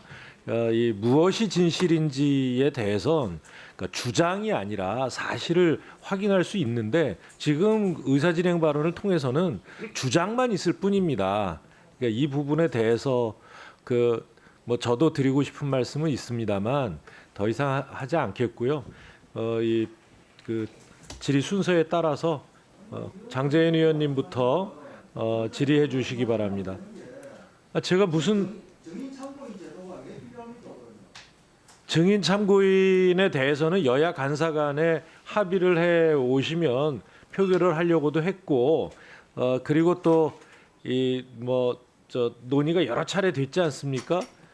그리고 오늘 증인 참고인이 채택된다 하더라도 이 5일 전에 통보를 하지 않았기 때문에 증인 참고인이 출석을 안 할 수도 있습니다. 그러니까 지금 뭐 합의가 우선이니까 뭐 필요하시면 두 분 사이에 그러니까 양당 간사께서 소회의실에 가셔서 따로 협의를 하시던지요.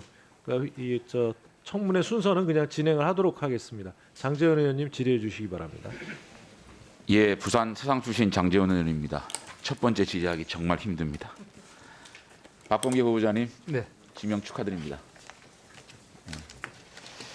청문 기간 중에 이렇게 쏟아져 나오는 의혹들, 뭐 보니까 10가지가 좀 넘더라고요.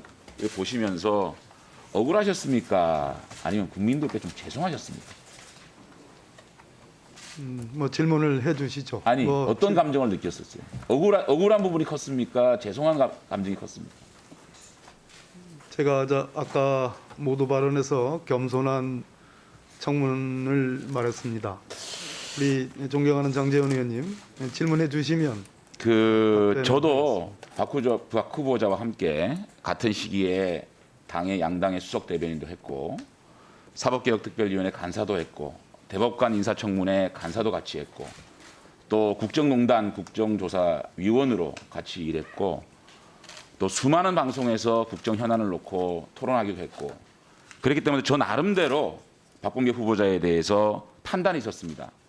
그래서 저는 두 가지 측면에서 나오는 의혹들에 대해서 지켜봤습니다. 이해하는 측면, 좀 더 원정적인 측면에서 지켜봤고 또 한편으로는 청문위원으로서 아주 엄격하게 지켜보기도 했는데요. 그 어떤 측면에서 보더라도 제가 가장 큰 문제점으로 발견한 게 박범계 후보자가 지금까지 해왔던 말과 이런 의혹들에서 드러난 행동이 달랐던 것. 이것이 저는 핵심적으로 문제라고 생각합니다.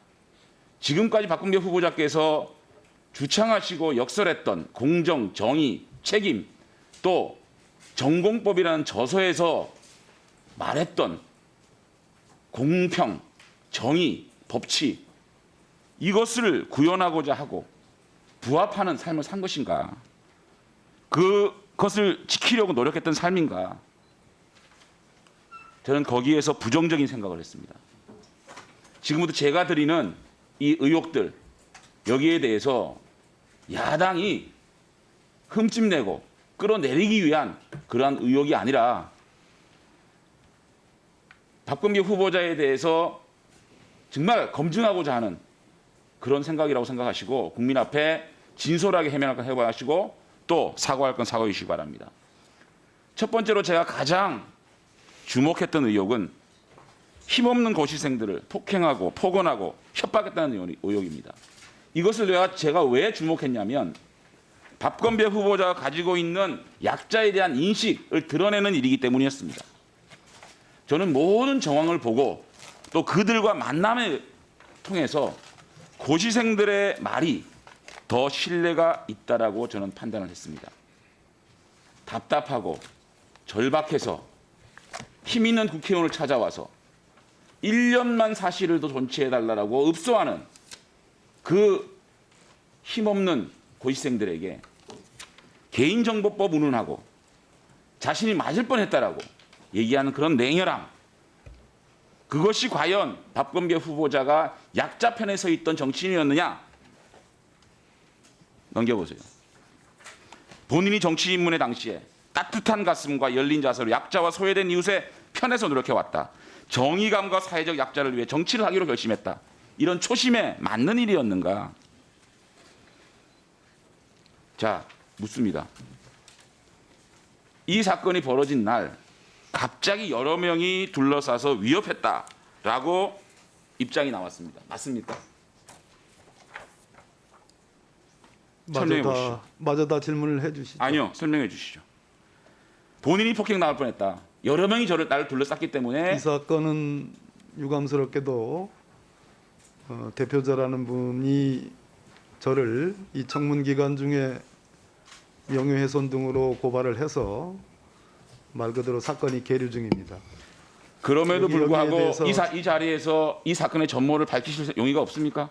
장제원 의원님, 아까 우리 여당 측 의원님 어떤 분이 말씀을 하셨는데요. 이분들이 그날 그 순간에만 찾아온 게 아닙니다. 저는 이분들이 누군지를 모릅니다. 갑자기 와서 둘러싸서 맞을 뻔했습니까? 그 질문만 대답을 해보세요. 대표자라는 분도 본인이 이름을 밝히고 고발장에 이름을 남기니 이제서 아는 거지. 그렇습니까? 사실 존치를 원하는 분들이 여러분이 계셨습니다. 그렇습니까? 자, 넘겨보세요. 그런데요. 자, 들어보세요. 조금 더 말씀을 좀 들어보세요. 이분들이 박범계 후보자가 갑자기 처음 본 분이 아니에요. 이 사건이 있기 6일 전에 11월 18일 날 아주 예의 바르게 박범계 후보자에게 손편지를 전달하고 싶은데 정확한 주소를 몰라 어제 오피스텔의 관리사무소에 편지를 약속하지만 음료수와 편지를 놔뒀습니다. 불쑥 연락드린 결례 용서하시고 본회의에서 가부가 결정될 수 있도록 은혜를 도와주십시오. 이 문자를 봐도 이분들은 박범계 후보자를 겁박하러 한 분이 아닙니다. 그다음에 넘겨보세요. 당일입니다. 박범계 후보자의 자택에 방문했던 당일날 박범계 후보자에게 누구누구라고 명기를 하고 있습니다.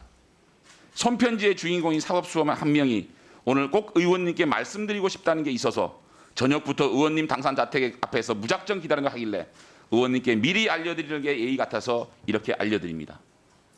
박범계 후보자에게 직접 이렇게 예의 바르게 방문해서 자신의 얘기를 들어달라라는 간절한 문자를 보냈습니다. 그 다음에 당일 23일 날 오후 12시 54분에 6분 48초 동안 의원실의 남성 보좌진과 자신의 이름을 밝히고 통화를 해서 집에 가서 기다리겠습니다라고 얘기했고, 그 다음에 1시 12분에 3분 20초 동안 신원확인을 요구하는 여성 보좌진에게 이름을 얘기하면서 자신이 가서 기다리고 박범계 후보자를 만나고 싶습니다.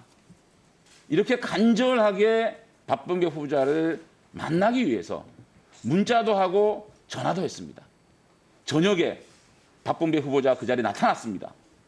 그들에게 폭언하고 폭행하고 겁박하는 것이, 개인정보법 운운하는 것이 박범계 후보자가 살아온 약자를 위한 정치인입니까? 박범계 후보자가 생각하는 약자는 선택적 약자입니까? 우리 답변해 보시죠. 장제원 의원님, 사실관계가 그와 같지 않습니다. 아까 말씀드렸듯이요. 사실을 존치할 거냐, 로스쿨 제도를 더욱 발전시킬 거냐라는 것은 우리나라의 중요한 정책이었습니다. 그분들의 생각이 딱하고 정말로 저 자신이 가슴 아프게 생각하는 면이 있었습니다. 그렇기 때문에 한때 같은 법사위원이었던 오신환 의원님과 함께 임시적으로라도 사실을 어떻게 할 방법이 없을까라는 그런 논의조차도 했습니다. 어떤 분이 어떤 분들인지는 모르겠는데요. 지금 예의라는 말씀을 하셨는데 꼭 예의라는 것은 상대방이 예의스럽다고 느낄 때 예의라고 생각합니다. 제 숙소 당산동에 있는 오피스텔의 밤 10시에 아시다시피 제가 등치가 크지 않지 않습니까? 저보다 훨씬 큰 등치의 청년들 대여섯 명이 밤 10시에 나타났습니다. 저는 그때 제 주소가 이걸 어떻게 알았지 하는 생각이 들었습니다. 그 사정 말고요, 의원님. 제가 좋아하는 의원님 이 말만 장재원 의원님 정리해 주시기 바랍니다. 끝내도록 좀 해주십시오. 정말요. 제 집에 10시에 오죽 답답하고 오죽 급박하고 오죽 절박하면 자기의 말을 하기 위해서 의원님. 그 후보자를 찾아왔는데 후보자께서 그 얘기를 좋습니다. 들어주면 안 되겠습니까? 좋습니다. 좋습니다. 그것이 박범계가 얘기하는 약자편에서 정치인 그런데요, 제가 없는 제 대전집 아파트에 밤에 제 안에 혼자 있는데 밤에 초인종을 눌러서 대여섯 명의 사시 존치생 주장하는 분들이 나타났다 합니다. 제 아내가 어마어마하게 놀랐다고 그랬습니다. 또 하나, 제 고등학교 2학년짜리 서대전고등학교 다니는 우리 둘째 아이 아침 등굣길에도 피켓팅을 하면서 나타났습니다. 의원님께서 생각하시는 그 예의라는 게 저 역시 예의를 존중하는 사람입니다. 우리 사시 존치를 주장하시는 분들 저 가슴 아픕니다. 제가 아까 2003년부터 말씀을 드렸는데요. 뭐 여기 최강욱 의원님 잘 아실 겁니다. 로스쿨로 갈 거냐? 사실을 더 어떻게 정교하게 해서 더 발전시킬 거냐? 그랬을 때 대체로 민주당 또 노무현 대통령, 문재인 대통령, 우리는 기존의 사시제도보다는 로스쿨을 도입을 해서 고르게 전국에 그러한 양성을 하는 것이 좋겠다는 정책적 판단을 내렸습니다. 그렇기 때문에 박범계 후보자가 그렇게 감성적으로 말씀을 하시면 사시 존치를 위해서 절박한 마음으로 밤에 후보자의 숙소를 찾아갔던 그 도시생들에 대해서 표면한 반응을 하고 있는 겁니다. 그들이 마치 불안당처럼 국민을 깜짝처럼 대하는 지금 말씀이세요. 나에게 이익을 가지 않기 때문에 그들에게 불만밖에 없었다. 그런 논리는요. 그들의 절박함을 박범계 후보자가 알았다면 그 자리에서 따뜻하게 놓아나는 거고 그들에게 다음에 의원님에게 와라 라고 약속하고 보내냐 그것이 국회 의원가 아니냐 이 지적하는 건데 지금 사실은 네, 장재원 의원님. 예의 없이 무조건 찾아왔다 이렇게 말씀하시는 거 아닙니까? 네, 네, 장 의원님 그리고 후보자께 모두 말씀드리는데요. 지금 우리가 한 의원님께 7분을 드리고 있습니다. 그 안에 질의와 답변을 모두 맞춰달라는 뜻인데 이렇게 첫 질의사서부터 시간을 어기기 시작하시면 아마 오늘 하루 종일에도 순서가 못 끝나지 않을까 싶습니다. 그러니까 시간을 좀 엄수해 주시고 질문하시는 의원님들이 이제 그 의혹이 많으시기 때문에 후보자의 답변을 채 못 듣는 경우가 있습니다. 근데 후보자께서 꼭 이거는 뭐 답변을 해야 되겠다라고 하는 경우에 제가 아주 예외적으로 짧게 시간을 드리겠습니다. 그 안에 먼저 이 시간 요청을 하시고 위원장의 허락을 받아서 답변을 해주시기 바라고요. 시간이 그 종료되면 질의하시는 위원님이나 답변하시는 후보자 모두 이 발언을 중지해 주시기 바랍니다. 네. 예, 다음은 존경하는 송기현 의원님 질의해 주시기 바랍니다. 네, 우리 후보자님. 정말 이제 문재인 정부 후반기에 공수처도 출범을 하고 수사권 조정도 이제 5월 달부터 진행이 되는 정말 중요한 시기에 법무부 장관이라는 중책을 맡으신 것에 대해서 한편으로는 축하도 해야 되겠지만 한편으로는 정말 많은 수고를 해주셔야 되겠다 이런 부탁 좀 드릴 것 같습니다. 네, 그래서 지금은 뭐 그런 걸 좀 많이 했으면 좋겠다고 생각이 드는데 앞서도 뭐 그런 안에 다른 것이 나왔기 때문에 부득이 말씀을 드릴 수밖에 없는데요. 저는 이 자리에서 사실관계를 확인되지 않은 것을 내용을 가지고 PPT 등등으로 해가지고 단정적인 표현을 써서 마치 어떤 일이 있었다, 폭행, 협박, 폭언 등등이 있었다 이렇게 표현이 되는 것에서도 굉장히 안타깝게 생각합니다. 물론 그 당시에 어떤 일이 있었는지는 저도 모릅니다. 뭐 어느 쪽 입장에 쓰느냐에 따라서 다르겠죠. 적어도 분명한 것은 확인되지 않은 사실이라는 거죠. 그거 가지고 지금 확정된 것처럼 그렇게 표현한 건 정말 적절하지 않고 특별히 우리 법사위이기 때문에 더 그런 것은 바람직하지 않다 이렇게 말씀을 드리겠습니다. PPT 한번 띄워줘 보실까요? 그거 말고 다른 거 한번 봐주시죠. 야당에서 지금 증인으로 요청하시는 분이 이제 이종배라는 대표님이신데 이분이 고발한 사건이 지금 총 58번이 됩니다. 최근에도 우리 후보자님께서 지명을 받으신 이후에도 좀 3번이나 고발을 했어요. 그죠? 제가 아까도 이제 의사진행 발언에서 얘기를 했지만 우리 이제 후보자님 법조인을 많이 하셨는데 우리 평생 누구의 진술이 신빙성이 있느냐 가지고 살아오지 않았습니까? 그러니까 어떤 사람의 진술이 신빙성이 있느냐 없느냐를 판단하는 가장 큰 기준 중에 하나가 그 사람이 어느 쪽 입장에 확실히 서 있느냐 그거 가지고 많이 생각을 하지 않습니까? 이분이 말씀하시는 분이 어느 쪽에 확실히 서 있다고 하면 그분의 신빙성을 믿기 굉장히 어렵겠죠. 이건 저희들이 평생 법조인을 살아오면서 뭐 생리적으로 느낀 거 아니겠습니까? 저는 그래서 이분을 우리 법사위 증인으로 하는 적절하지 않다. 이분이 오시면 결국 같은 입장, 사실보다는 본인의 주장 쪽에 더 가까울 가능성이 많고 지금과 동일한 이야기를 반복할 수밖에 없다. 이런 차원에서 증인이 적절하지 않다 말씀드렸는데요. 더구나 더 있습니다. 한번 전에 거 한번 봐주실까요? 이렇게 평가가 돼 있어요. 아주. 결국 이분은 좀 보면 이 정치적으로도 한쪽으로 치우치신 분 같아요. 마지막까지 또 한번 볼까요? 마지막 한번. 예, 조선일보 이정변 좌파 저격수 이렇게까지 평가를 했네요.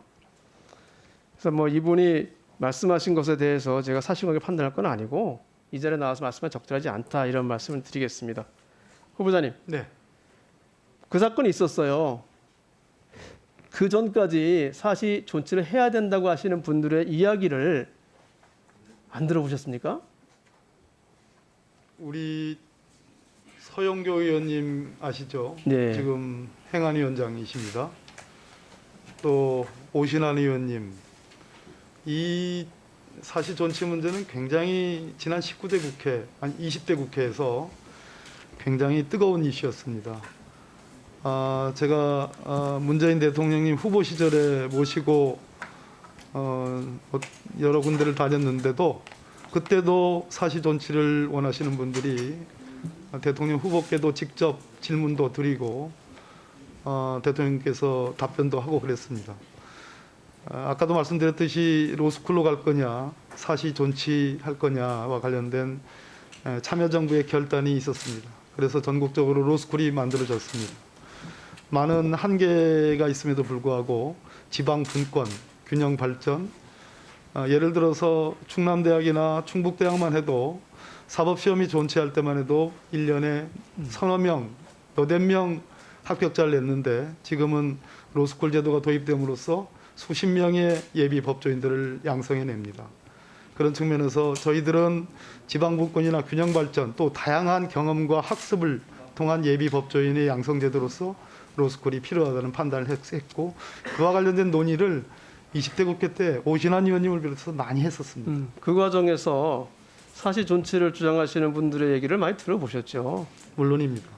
셀 수 없을 정도는 많이 들어보셨을 겁니다. 공개적인 주장들이 계셨습니다. 공개적으로도 하고 찾아와서도 하고 국회 와서도 얘기하고 선거운동 당시에 문재인 대통령께서 선거 후보자로 선거운동을 다니는 동안에도 그에 관련된 질문들을 하셔가지고 거기에다 답변도 하면서 같이 만나신 적도 있고 그렇습니다. 저도 그랬으니까요. 네.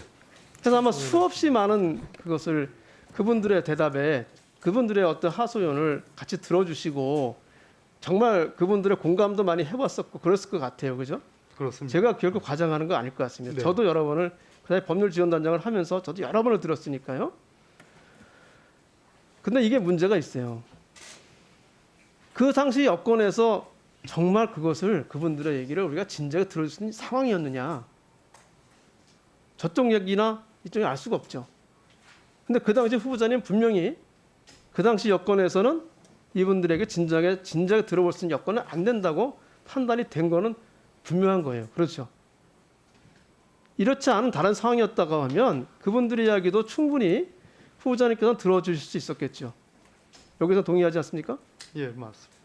그래서 이 부분에 대해서 후보자님께서 약자의 어떤 사회적인 약자의 목소리에 듣지 않았다 이렇게 말씀하는 것에 저는 동의하지 않고요.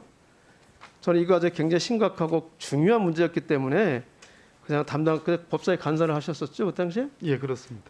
그 해당 상임위 간사로서 아마 충분히 많이 들으셨을 것으로 저는 듣고 있었고 제가 그렇게 들었었고 지금도 그렇게 생각을 합니다. 따라서 이 부분에 대해서는 좀 우리 법사위에서도 정말 제가 이렇게 굳이 이렇게 어떤 특정인 한 분이 한 거에 대해서 말씀드리기 굉장히 죄송하긴 한데 우리가 어떤 사람의 진술의 신빙성을 판단할 때 정말 아니라고 생각하는 그런 전형적인 예에 대한 해당되시는 분에 대해서 말씀을 듣고서 우리 청문회에서 이것을 논하는 건 적절하지 않다.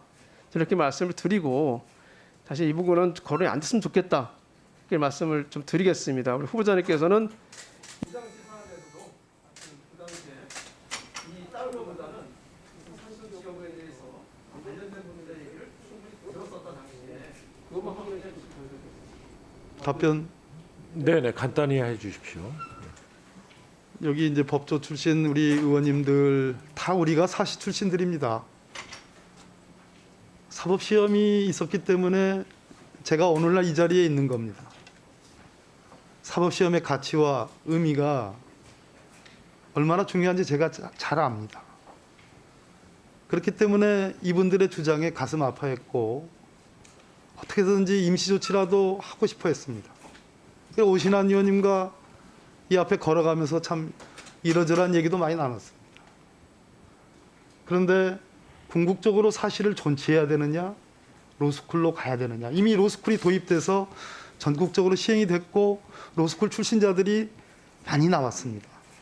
그런 상황에서 원점으로 회귀하기는 어려웠습니다. 그런 한계가 있었습니다. 그래서 이분들 저를 고발한 거는 그렇다 치더라도요. 사시 존치를 바라는 많은 분들, 그분들의 애타는 목소리를 제가 혹시 법무부 장관을 일할 수 있다면 아까 그 연장선상에서 다시 한번 임시적으로라도 뭔가 구제 조치가 가능한지 검토해 보도록 하겠습니다. 네, 수고하셨습니다. 다음은 존경하는 신동근 의원님 질의해 주시기 바랍니다. 예, 인천 서구의 신동근 의원입니다. 제가 아까도 말씀드린 것처럼 후보자의 경력만 보자면 법조인 판사 출신이고 법사위 간사, 오랜 법사위 의원, 또 사법개혁위원 간사까지 포함해서 저는 법무행정뿐만이 아니고 또 삼선 국회의원으로서 제가 이제 학자 출신들 법무장관 하다 보니까 사실은 이게 정무 능력이 너무 떨어져서 문제가 생기는 경우가 많더라고요. 그런 부분까지 포함하면 저는 전문성 또 정책 능력 이런 건 충분하다 이렇게 보고. 근데 또 어떤 경우에는 또 이렇게 보면 열정이 굉장히 많음에도 불구하고 이게 소통하지 않고 균형 감각이 없으면 또 상당히 문제가 있는 것 같아요. 그죠? 개혁 추진도 오히려 문제가 생기고. 그래서 그런 어떤 소통과 균형 감각도 좀 있다 저는 이렇게 판단을 하고요. 다만 이제 도덕성으로 보니까 이게 한 15건에서 20건 정도 자잘한 걸 많이 문제제기 의혹 제기를 했던데 근데 아까 그 사실 존치생들에 대한 문제는 송기현 의원님도 충분히 얘기하셨기 때문에 뭐 짧게 얘기하면 어쨌든 간에 이제 당시 정황이나 여러 가지가 있겠습니다만은 저는 그 아까 이제 다른 의원님도 말씀하셨는데 이분들의 절박성 뭐 5년, 10년, 뭐 심지어는 10년까지 이렇게 준비를 하고 있다가 갑자기 없어지니까 그게 대한 절박성이 있겠습니다만 어떻게 보면 이분들이 그러나 사회적 약자는 아니죠. 비정규직으로서 열악한 환경에서 손가락 잘려가면서 일하는 노동자도 아닌 거고 말이죠. 그렇지만 어쨌든 간에 이분들이 절박한 민원이든 뭐든 있으면 저는 좀 더 장관으로서 포용적 리더십을 앞으로는 좀 발휘해달라 이런 부탁의 말씀인데 그렇게 하시겠습니까? 예, 명심하겠습니다. 근데 보니까 법무부에 지금 노조 있죠. 네네. 근데 그 노조들하고 한 번도 장관이나 그쪽 그 부분들이 저 임금 협상이나 이런 걸 한 적이 없어요. 응? 그거 좀 잘 살펴보겠습니까? 약자들하고 좀 이 포용적 리더십, 공존 얘기했잖아요. 공정의 리더십을 좀 발휘해달라. 이런 부탁으로 사실 존치생은 조금만 얘기하겠고요. 네, 노조와 대화 나누도록 하겠습니다. 그다음에 또 하나는 저는 장관으로서 사실 중에 하나가 뭐냐면 거대한 행정 조직을 거느리지 않습니까? 인사도 하셔야 되고 그러면 사람을 보는 눈이 좀 있어야 될 것 같아요. 예? 인사에서는 제일 리더십으로 중요한 부분이 하나는 사람을 파악하는 능력인데 저는 우리 그 장관 후보자님께서 상당히 개혁적 관점에서 사람을 보는 것 같아. 그러니까 옛날 제가 알기로는 그 보좌관 뽑을 때도 사급 보좌관을 파격적으로 로스쿨 출신자를 바로 뽑았더라고, 젊은 친구를. 그러다 보니까 기존의 보좌관들이 막 반발했죠. 그럼에도 불구하고 공채를 통해서 이런 혁신을 해야 된다 이런 주장을 하신 것 같아. 그다음에 또 하나 지역구 관리를 함에도 불구하고 지역구 가면 어떻습니까? 그냥 층층이 옛날부터 쭉 나름대로 당 기여도 조직 기여도 했던 분들 많죠, 당원들. 근데 그것보다는 상당히 능력 있거나 또는 혁신적인 그런 인사라고 봐서 누구야 이 김소연 변호사를 영입을 한 것 같아. 제가 보니까 맞죠? 그래서 또 오히려 조직 내에서는 기존의 조직원들이 반발을 많이 하고. 근데 어떻게 됐습니까? 이 김소연 변호사 보니까 자기하고 뜻이 안 맞는다고 제명당하고 그다음에 바른미래당 입당했다가 또 국회의원 한다고 바른미래당 또 사퇴 탈당하고 자유한국당 입당했다가 거기 또 김종인 위원장하고 부딪혀가지고 당협위원장 박탈당하고. 그러니까 반짝반짝하고 개혁성도 중요하지만 사람을 볼 때는 그 사람이 길게 보고 좀 얼마나 좀 한마디로 말해서 개념도 있어야 되지만 좀 사람이 의리도 있고 어떤 서로 함께 가는 그런 사람들을 보는 눈이 있어야 되는데 제가 볼 때는 박범계 장관께서 그런 부분이 저는 좀 부족한 게 아닌가 싶은데 어떻게 생각하세요? 네, 뭐 우리 신동 의원님 지적을 명심하고 한편으로는 제가 사람을 보는 어떤 측면에 대한 날카로운 지적도 해주셨고 또 보충을 해야 될 부분도 말씀하셨습니다. 명심하고 개혁성과 함께 또 함께 갈 수 있는 예, 알겠습니다. 그런 것도 잘. 근데 보면 그 후보자 관련된 의혹에 한 10대 건 되는데 부동산이란 이런 거 빼고 나면 대다수 8건 정도를 김소연 전 시의원이 전부 다 이게 지금 고소고발해서 생긴 건들이에요. 보니까 다 얘기들이. 근데 그 중에서 이제 제일 큰 부분이 불법 선거자금 수수를 묵인했다. 근데 그 부분과 관련해서는 어쨌든 간에 지금 검찰의 불기소 또 재정 신청까지 포함해서 전부 다 제한고까지 지금 기각당했잖아요. 그죠? 그래서 법률적으로는 판단이 끝났는데 그러나 이제 저는 이런 문제 역시 저는 그 법률적 판단을 떠나서 그 주변 측근이라든지 이런 부분에 대한 처신이라든지 관리 이런 부분들은 좀 더 철저히 하셔야 된다고 생각하는데 거기에 동의하시죠? 네, 제 불찰인 측면이 없잖아 있습니다. 저는 우리 지방의원들 자치활동, 지방활동에 전혀 관여한 바가 없습니다. 네, 알겠습니다. 그 자유를 굉장히 존중했고요. 시간이 없으니까 뒤에 또 길게. 그리고 또 이 김소연 전 시의원 이분이 보니까 이게 정당 활동 오래 하지 않다 보니까 정당 활동 자체에 대해 잘 모르는 부분이 있으면서 막 바로 의혹 제기를 하는 것 같아요. 그러니까 소위 특별당비라는 거 있죠. 예? 그 특별당비가 마치 무슨 뭐 저 비례 후보를 주는 조건으로 마치 정치 작업을 수수한 것처럼 그렇게 인식하고 있어서 문제 제기를 한 거 아닙니까, 그죠? 근데 이거 잘못이거든요. 왜냐하면 지금 후보자가 이 얘기를 한 건 5월 22일인데 당시에 이미 5월 11일 날 그 비례대표를 결정을 했고 시당위원회 공천이 확정됐어요. 그다음에 이 12일에는 이미 언론에 밝혀졌어요. 그렇습니다. 그러고 나서 22일 날 얘기했어요. 그러니까 시차적으로 보더라도 이게 무슨 조건이 되는 게 아니야. 돈을 줬다고. 그렇죠. 맞습니다. 그리고 또 하나는 저도 인천 시당위원장을 해봤습니다만 비례대표 할 때 그분 명함 들어가죠. 공보물 들어가죠. 그죠? 그렇습니다. 지역 후보로 나왔을 때는 자기가 선거장을 다 쓰. 거기에서 했습니다. 근데 그런 부분에 대한 인식이 전혀 없이 이걸 마치 정치 부정자가 수수한 것처럼 그렇게 오인하고 있더라고요. 그러니까 이분의 생각에 상당히 문제가 있다는 네, 다 검찰에 그렇게 고발해서 그런 취지로 무혐의가 난 사안입니다. 네, 신동근 의원님 수고하셨습니다. 다음은 존경하는 전주혜 의원님 질의해 주시기 바랍니다. 네, 국민의힘 전주혜 의원입니다. 후보자 지명을 축하드립니다. 네, 감사합니다. 최근 그 후보자에 대해서 새로운 별명이 생겼는데 혹시 들어보셨습니까? 네, 말씀해 주시죠. 양파 또는 썩은 양파라는 이제 별명이 붙었다고 합니다. 그 이유는 근데 까도 계속 비리가 나온다. 비리 백화점이다. 이러한 이야기들을 하고 있습니다. 오늘 엄중한 자리이고 또한 정치인 낙마의 첫 사례가 될 수도 있기 때문에 정직하게 답해 주시기 바랍니다. 후보자께서 현재 공동폭행죄로 지금 재판받고 계시죠? 패스트트랙. 네. 한번 영상 보고 여쭤보겠습니다. 유감스럽게도 후보자께서 장관으로 임명이 되시면 형사 재판 받는데 최초의 장관이 될 것이다. 이제 이렇게 이야기 나오고 있습니다. 이 영상 보셨습니까? 민주당 보좌진들이 뛰기 시작합니다.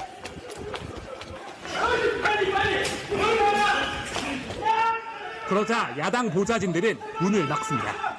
공수처 법안 등을 패스트트랙에 태우려는 회의를 야당이 막아서면서 몸싸움이 벌어진 겁니다. 그런데 당시 법사위원이었던 박범계 후보자도 이 상황에 뛰어듭니다.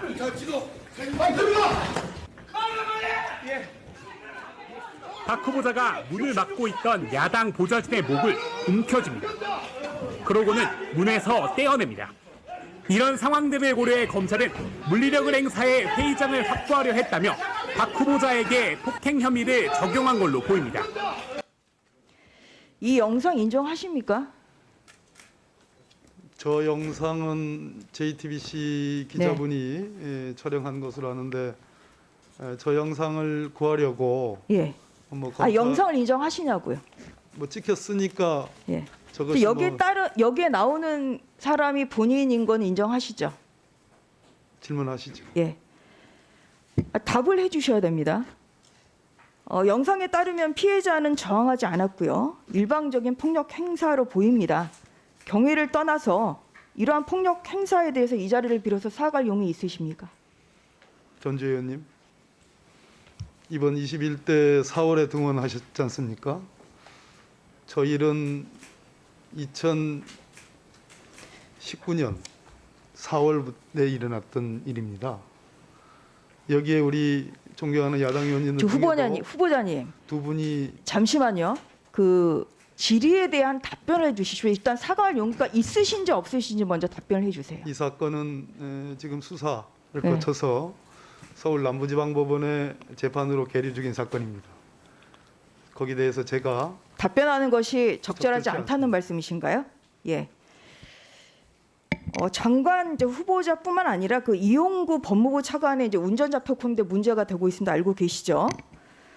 이용구 차관의 행위는 운전자 폭행으로 특가법상 5년 이하의 벌금이나 2천만 원 이하의 벌금에 해당할 수 있습니다. 이거는 반의사 불벌죄에도 해당하지 않습니다. 이게 당시 목덜미가 이제 이 정도가 지금 이렇게 상처가 났습니다. 근데 이것이 진단서를 발급받지 않아서 그렇지, 만약에 진단서를 발급받았으면은 이것은 폭행이 아니라 상해, 운전자 상해까지 될 수 있는데 이러한 행위였습니다. 그런데 당시 경찰은 핵심 증거 중 하나인 블랙박스 영상을 확인하고도 못 본 것으로 하겠다고 했고, 일부 사실로 확인돼서 해당 경찰관이 대기 발령 조치됐습니다. 전형적인 봐주기 수사, 덮어주기 수사입니다. 이것이 더 큰 문제라고 생각합니다. 여기에 대한 후보자 생각 어떠십니까? 우리 참 전재 의원님, 이 사건 역시 제가 만약 장관이 된다면 차관으로서 만나야 할 분 아니겠습니까? 서울중앙지검에서 사건이 배당돼서 지금 의원님 말씀하시는 지적까지를 포함해서 지금 엄정하게 수사하는 것으로 저는 보도상 봤습니다. 제가 여기에 대해서 어떤 입장이나 어떤 말씀을 드리는 것은 합당하지 않다고 판단을 합니다. 언론에서는, 여론에서는 이 정도의 사안이면 이용구 차관이 사퇴해야 되는 거 아닌가, 이런 이야기도 합니다. 어떠신가요? 제가 뭐라고 말씀드릴 위치에 있죠. 엄중한 책임은 물어야 되겠죠? 엄중한 수사는 해야 된다고 생각합니다. 엄중한 책임을 물었습니다. 아직 책임 소재는 밝혀지지 않았다고 봅니다. 엄중한 수사를 해서 결과가 진실이 밝혀지면 거기에 대한 상응하는 책임은 물으시겠어요? 가정적인 질문이십니다. 엄중한 수사만 하겠다. 지금 현재 후보자 답변은 이런 것인 거죠? 뭐 제가 엄중한 수사를 하라 마라 할 위치에 있지 않습니다. 하도록 노력하겠다는 이제 그런 말씀이시고요. 그 마지막으로 아까 그 나왔던 그 사시 준비생 그 폭력 영상 한번 다시 보여드리겠습니다. 영상이 아니라 이제 이거 담당 그 장소에 있었던 사람의 녹취입니다. 배후를 따져 물었단 겁니다. 자리에 있었던 사람이에요.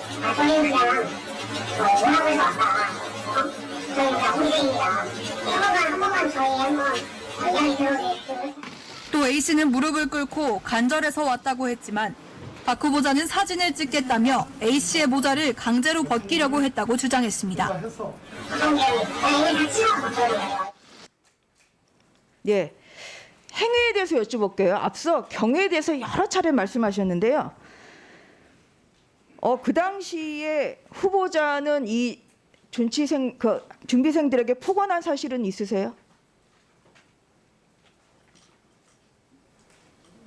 답변하실 수 없습니까? 말씀에 계류 중인 사건 아니겠습니까? 아까 폭언을 우리 했고, 의원님 중에 네. 50몇 번을 고발을 하신 분이라는데요. 제가 두렵습니다. 지금 이 목소리는 그 이종배 대표가 아니라 그 당시 있었던 사람의 그 폭언을 당한 그 학생의 목소리입니다. 그러면 이 부분 폭언하고 주민등록증 내놓으라고 하고 사진 찍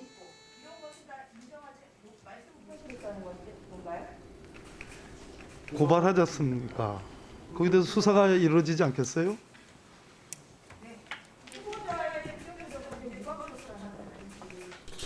네, 수고하셨습니다. 다음은 존경하는 김종민 의원님 질의해 주시기 바랍니다. 예, 충남 논산 계령금산의 김종민입니다. 먼저 우리 후보자님 후보 지명을 축하드립니다. 그동안에 판사 생활 이후에 이 험난한 정치권에 들어오셔가지고 이 사법 개혁과 관련돼서 오랫동안 애를 쓰셨는데 뭐 국회의원도 상당히 중요한 자리입니다만 또 법무부 장관이라는 자리가 그동안에 평소에 갖고 계셨던 그런 사법개혁에 대한 뜻을 펼칠 수 있는 그런 좋은 기회라고 생각이 들어서 지금 국민들의 이 사법개혁, 검찰개혁에 대한 의지를 앞장서서 잘 대표해 주시기를 간곡하게 당부드립니다. 최근 들어서 우리 국민들의 가장 큰 관심사는 검찰개혁입니다. 검찰개혁이 그동안의 제도 개선, 공수처 설치, 검경수사권 조정 이런 제도 개선으로 순탄하게 될 거다라고 생각을 했는데 그게 아니다라고 하는 국민적인 각성이 최근 1년 사이에 엄청나게 많이 확산되어 있습니다. 그래서 추미애 장관이 법에 보장된 검찰에 대한 지휘 감독권을 발동해서 검찰개혁의 방향을 잡기 위해서 노력을 했습니다만 국민들은 이 장관의 지휘 감독권에 대해서 이거 갖고도 안 되겠구나 하는 생각들을 많이 하고 있습니다. 이제 새로 신임 장관 되시니까 이 장관의 지휘 감독권에 대한 말씀을 좀 여쭤보려고 합니다. 이 장관의 지휘 감독권은 법률 전문가로서 전문적인 판단보다는 국민을 대표하는 정무직 공직자로서 전문직 공직을 지휘하는 그런 의미가 더 크다고 봅니다, 저는. 그런 측면에서 이 국민과 민심을 대변하는 지휘 감독이 돼야 되는데 지금 검찰에 대한 지휘 감독의 핵심, 저는 여러 가지가 있지만 검찰 스스로가 권력이 돼서 제 식구 감싸기를 하는 특권 집단이 되는 스스로에게는 반칙을 하는 이런 검찰 제 식구 감싸기 특권과 반칙에 대한 지휘 감독이 저는 장관의 지휘 감독 업무의 제일 핵심이라고 생각합니다. 어떻게 생각하십니까? 네, 특권과 반칙이 있어서는 안 되고 있고요. 국민들이 검찰개혁을 원하는 이유는 검찰권의 남용이 있었고 그 남용을 적어도 제어해야 될 검찰총장의 여러 가지 직무상의 지휘 감독권이 함께 그 남용과 어우러졌던 측면이 없잖아 있습니다.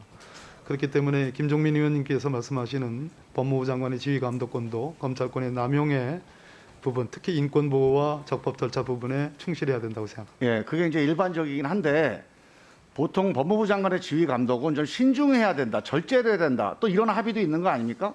이 법정신에도 담겨 있다고 봐요. 그 제도적 자제가 필요한 그런 조항입니다. 이 조항이 있다고 해서 그냥 쓰는 건 아니에요. 그러나 꼭 써야 될 때 이거는 꼭 반드시 지휘 감독권이 발동돼야 된다라고 하는 그 대목이 저는 검찰의 제 식구 감싸기 관련된 사안들에 대해서는 아주 엄격하고 엄중하게 장관의 지휘 감독이 행해져야 된다. 어떻게 생각하십니까?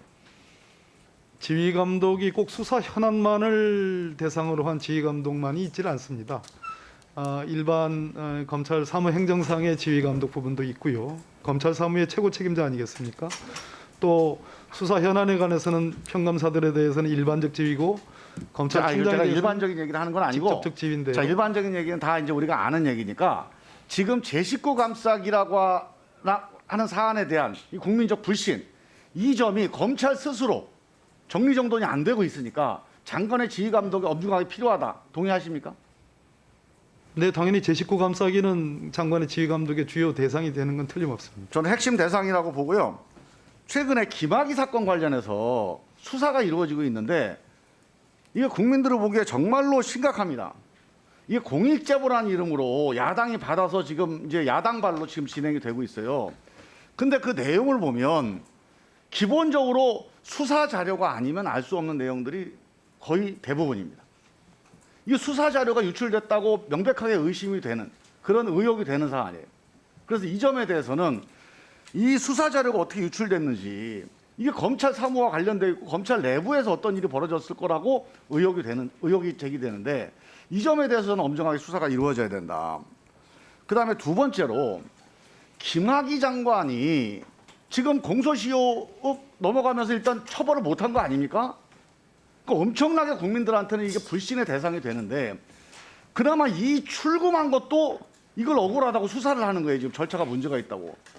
저는 검찰이 지금 너무한다는 생각이 드는데 이 김학의 출금이 문제가 되는 게 3월 21일 날 과거사위원회에서 이 수사 권고를 논의해서 25일 날 권고를 하기로 했어요. 그 얘기를 듣고 22일 날 변장을 해서 출금을 합니다. 출국을 합니다. 이건 뭔가 이런 상황이 법무부나 검찰 내에서 김학의 전 차관에게 전달되지 않으면 벌어질 수 없는 상황이에요. 그래서 저는 이 점에 대해서도 과연 이 당시에 김학의 전 차관의 출국 해외 도피에 어떻게 누가 연루가 됐는지 또 여기서 어떤 정보 유출이 있었는지 이것도 상당히 중요한 수사 대상이다. 어떻게 생각하십니까?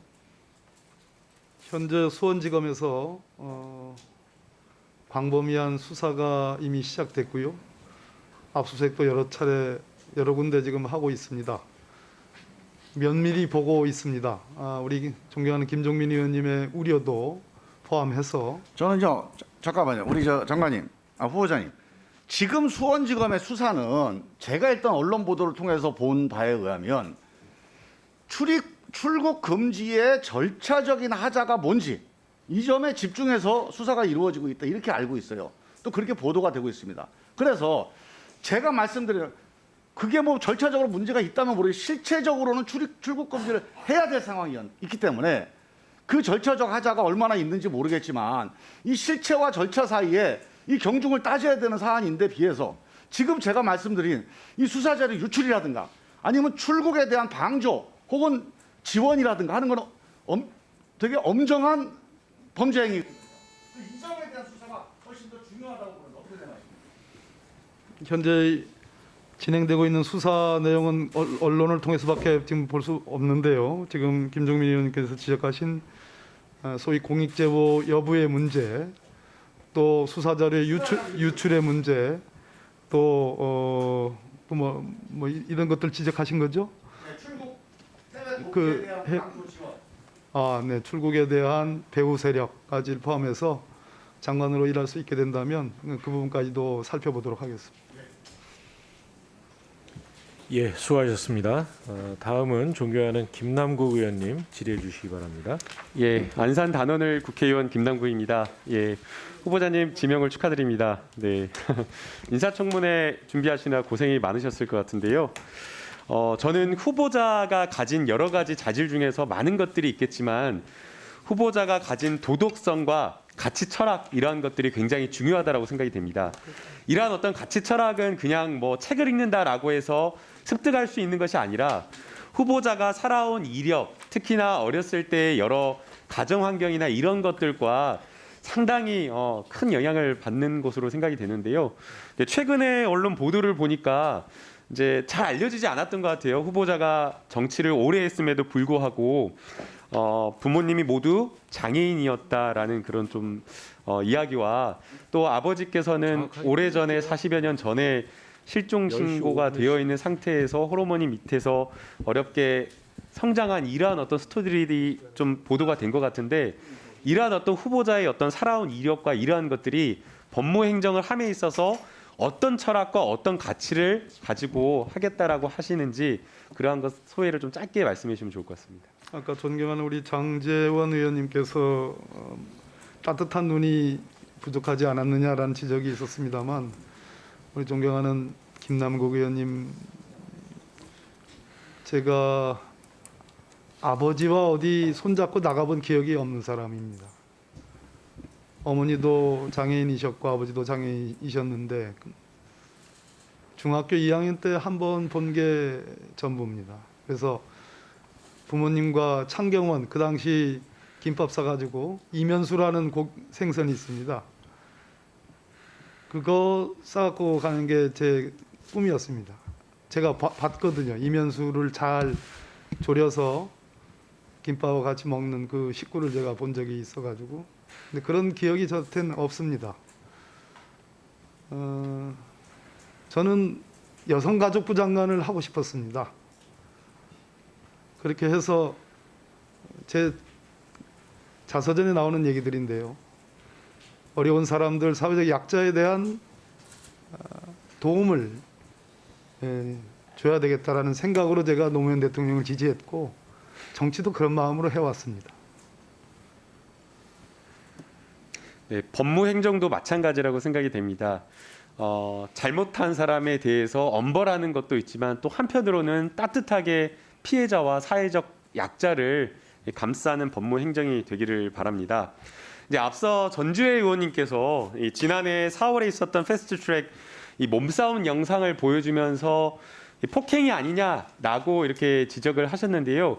아마 이제 후보자께서는 지금 해당 사건에 대해서 이제 재판 중에 있어서 정확하게 답변을 못한 것 같은데 영상을 보게 되면 후보자가 회의장으로 진입하기 위해서 노력했던 것으로 보이고 오히려 그 과정에서 다른 어떤 익명의 어떤 성명 불상자가 후보자를 못 들어가게 밀쳐내는 그런 상황이었던 것으로 보이기 때문에 정황상 오히려 폭행을 당하였던 것이 아닌가라는 생각이 듭니다. 이게 기본적으로 폭행의 고의가 성립이 되려면 폭행하겠다라는 의지나 이런 것들이 있어야 되는데 지금 상황상 후보자는 회의장에 진입하려고 들어가려고 노력했던 것 아닌가요? 우리 백혜련 간사님이나 박주민 의원님이나 이 사안의 실체를 너무 잘 알고 계십니다. 제가 그분을 고발을 하지 않아서 그렇죠. 그분은 우리 야당 의원님들도 아니십니다. 또 보좌진도 아닙니다. 당직자입니다. 그분이 막아서고 밀어내고 이 딱 두 마디의 말 속에 우리 야당 의원님들이 국회 선진화법 위반으로 기소된 내용 그 자체입니다. 그러나 전 고발하지 않았습니다. 그 문제는 혹시 야당 의원님들께서 여쭤주시면 그때 제가 임했던 제 마음 상태가 어땠는지 설명드릴 수 있습니다. 네, 재판을 통해서 이제 충분하게 합리적인 결론이 날 것으로 보이고요. 최근 이제 주말에 그 후보자의 정책과 관련되어서 조금 여러 가지 이제 논란이 있었던 것으로 보이는데요. 수사 기소 분리와 관련되어서 관련된 문제인 것 같습니다. 네, 수사 기소 분리라고 하는 것, 그러니까 검찰은 기소만 하고 수사는 다른 전문 수사기관이 한다라고 하는 것은 사실 우리 민주당의 대선 공약이고 문재인 대통령의 공약입니다. 지난해 이제 검경 수사권 조정 과정에서 완전한 수사 기소를 하지는 못했지만 그러나 지금 민주당 검찰개혁 특위에서 그리고 법사위에서 차원에서 논의되고 있는 것이 궁극적으로 가야 될 길이 수사와 기소를 확실하게 분리해야 된다. 검찰에게 직접 수사권이 있을 경우에는 기본적으로 기소에 대한 객관적 판단이나 수사에 대한 비판적 시각을 갖기가 어렵기 때문에 기소와 수사를 확실하게 분리하고 검찰은 기소만 할 수 있는 기관으로 남아야지, 그래야지 이 수사에 대한 민주적 통제, 이 수사 과정에서 발생하는 여러 가지. 네, 지금까지 법사위에서 진행된 박범계 법무장관 후보자에 대한 인사청문회 오전 일정 생중계해드렸습니다. 정체부 손수영 기자와 함께 관련된 이야기 좀 나눠보죠. 자, 손 기자, 청문회 초반부터 아주 기싸움이 치열했습니다. 증인 채택 관련해서 여야 간의 공방이 장시간 이어졌어요. 네, 그렇습니다. 어제 국민의힘이 별도로 국민청문회를 연 것을 두고 민주당 백혜련 간사가 유감을 표명했는데요. 네. 정식 청문회를 앞두고 이렇게 야당이 셀프 청문회를 한다면 이미 어떤 판단을 내리고 온 것이 아니냐, 인사청문회가 어떤 의미가 있겠냐 이렇게 비판을 했습니다. 네. 국민의힘 김도읍 간사는 여당이 증인과 참고인을 한 명도 채택해주지 않았기 때문에 후보자 실상을 알리기 위해서 이렇게 할 수밖에 없었다고 반박했고요. 네. 네, 그러면서 이 오후에라도 증인으로 신청한 김소연 전 시의원 등을 불러야 한다고 거듭 주장했습니다. 네, 가족이나 이 수사 재판 진행 중인 증인을 신청한 것 자체가 문제라는 여당의 지적에 대해서 야당은 궁금한 것을 물어보고 또 후보자가 반박하면 진실은 국민들이 판단하는 것이다, 이렇게 맞섰습니다. 자, 이렇게 팽팽하게 맞서다 보니까 후보자를 상대로 한 첫 질의가 회의 시작 1시간이 넘어서요. 11시 넘어서 이제 처음으로 시작이 됐었는데 네. 그 내용들 좀 살펴보죠. 네, 이 첫 질의자로는 이 국민의힘 장제원 의원이 나섰는데요. 네. 이 사시존치 고시생 모임 대표의 이 박 후보자에 대한 폭행 의혹을 먼저 거론을 했습니다. 장 의원은 후보자가 과연 약자 편에 서 있다는 게 맞냐 이렇게 물었고요. 박 후보자는 일단 사실관계가 좀 다르다 이렇게 해명을 했는데요. 해당 모임 회원들이 본인이 묵고 있는 숙소나 아내가 홀로 있는 자택으로 수시로 찾아왔다 이렇게 설명을 했습니다. 민주당 송기현 의원은 당시 법사위 간사로서 박 후보자가 여러 경로를 통해서 이 사시존치에 관한 의견을 청취해왔다 이렇게 좀 방어를 했고요. 네. 박 후보자는 장관이 된다면 지금이라도 구제할 방법이 있을지 검토해보겠다고 했습니다. 예, 손 기자 수고 많았습니다. 자, 지금까지 박범계 법무장관 후보자 오전 청문회 일정 중계방송해드렸고요. 오후 2시 30분부터는 오후 청문회 일정을 KBS 1TV를 통해서 생중계 방송해드리도록 하겠습니다. 지금까지 국회였습니다.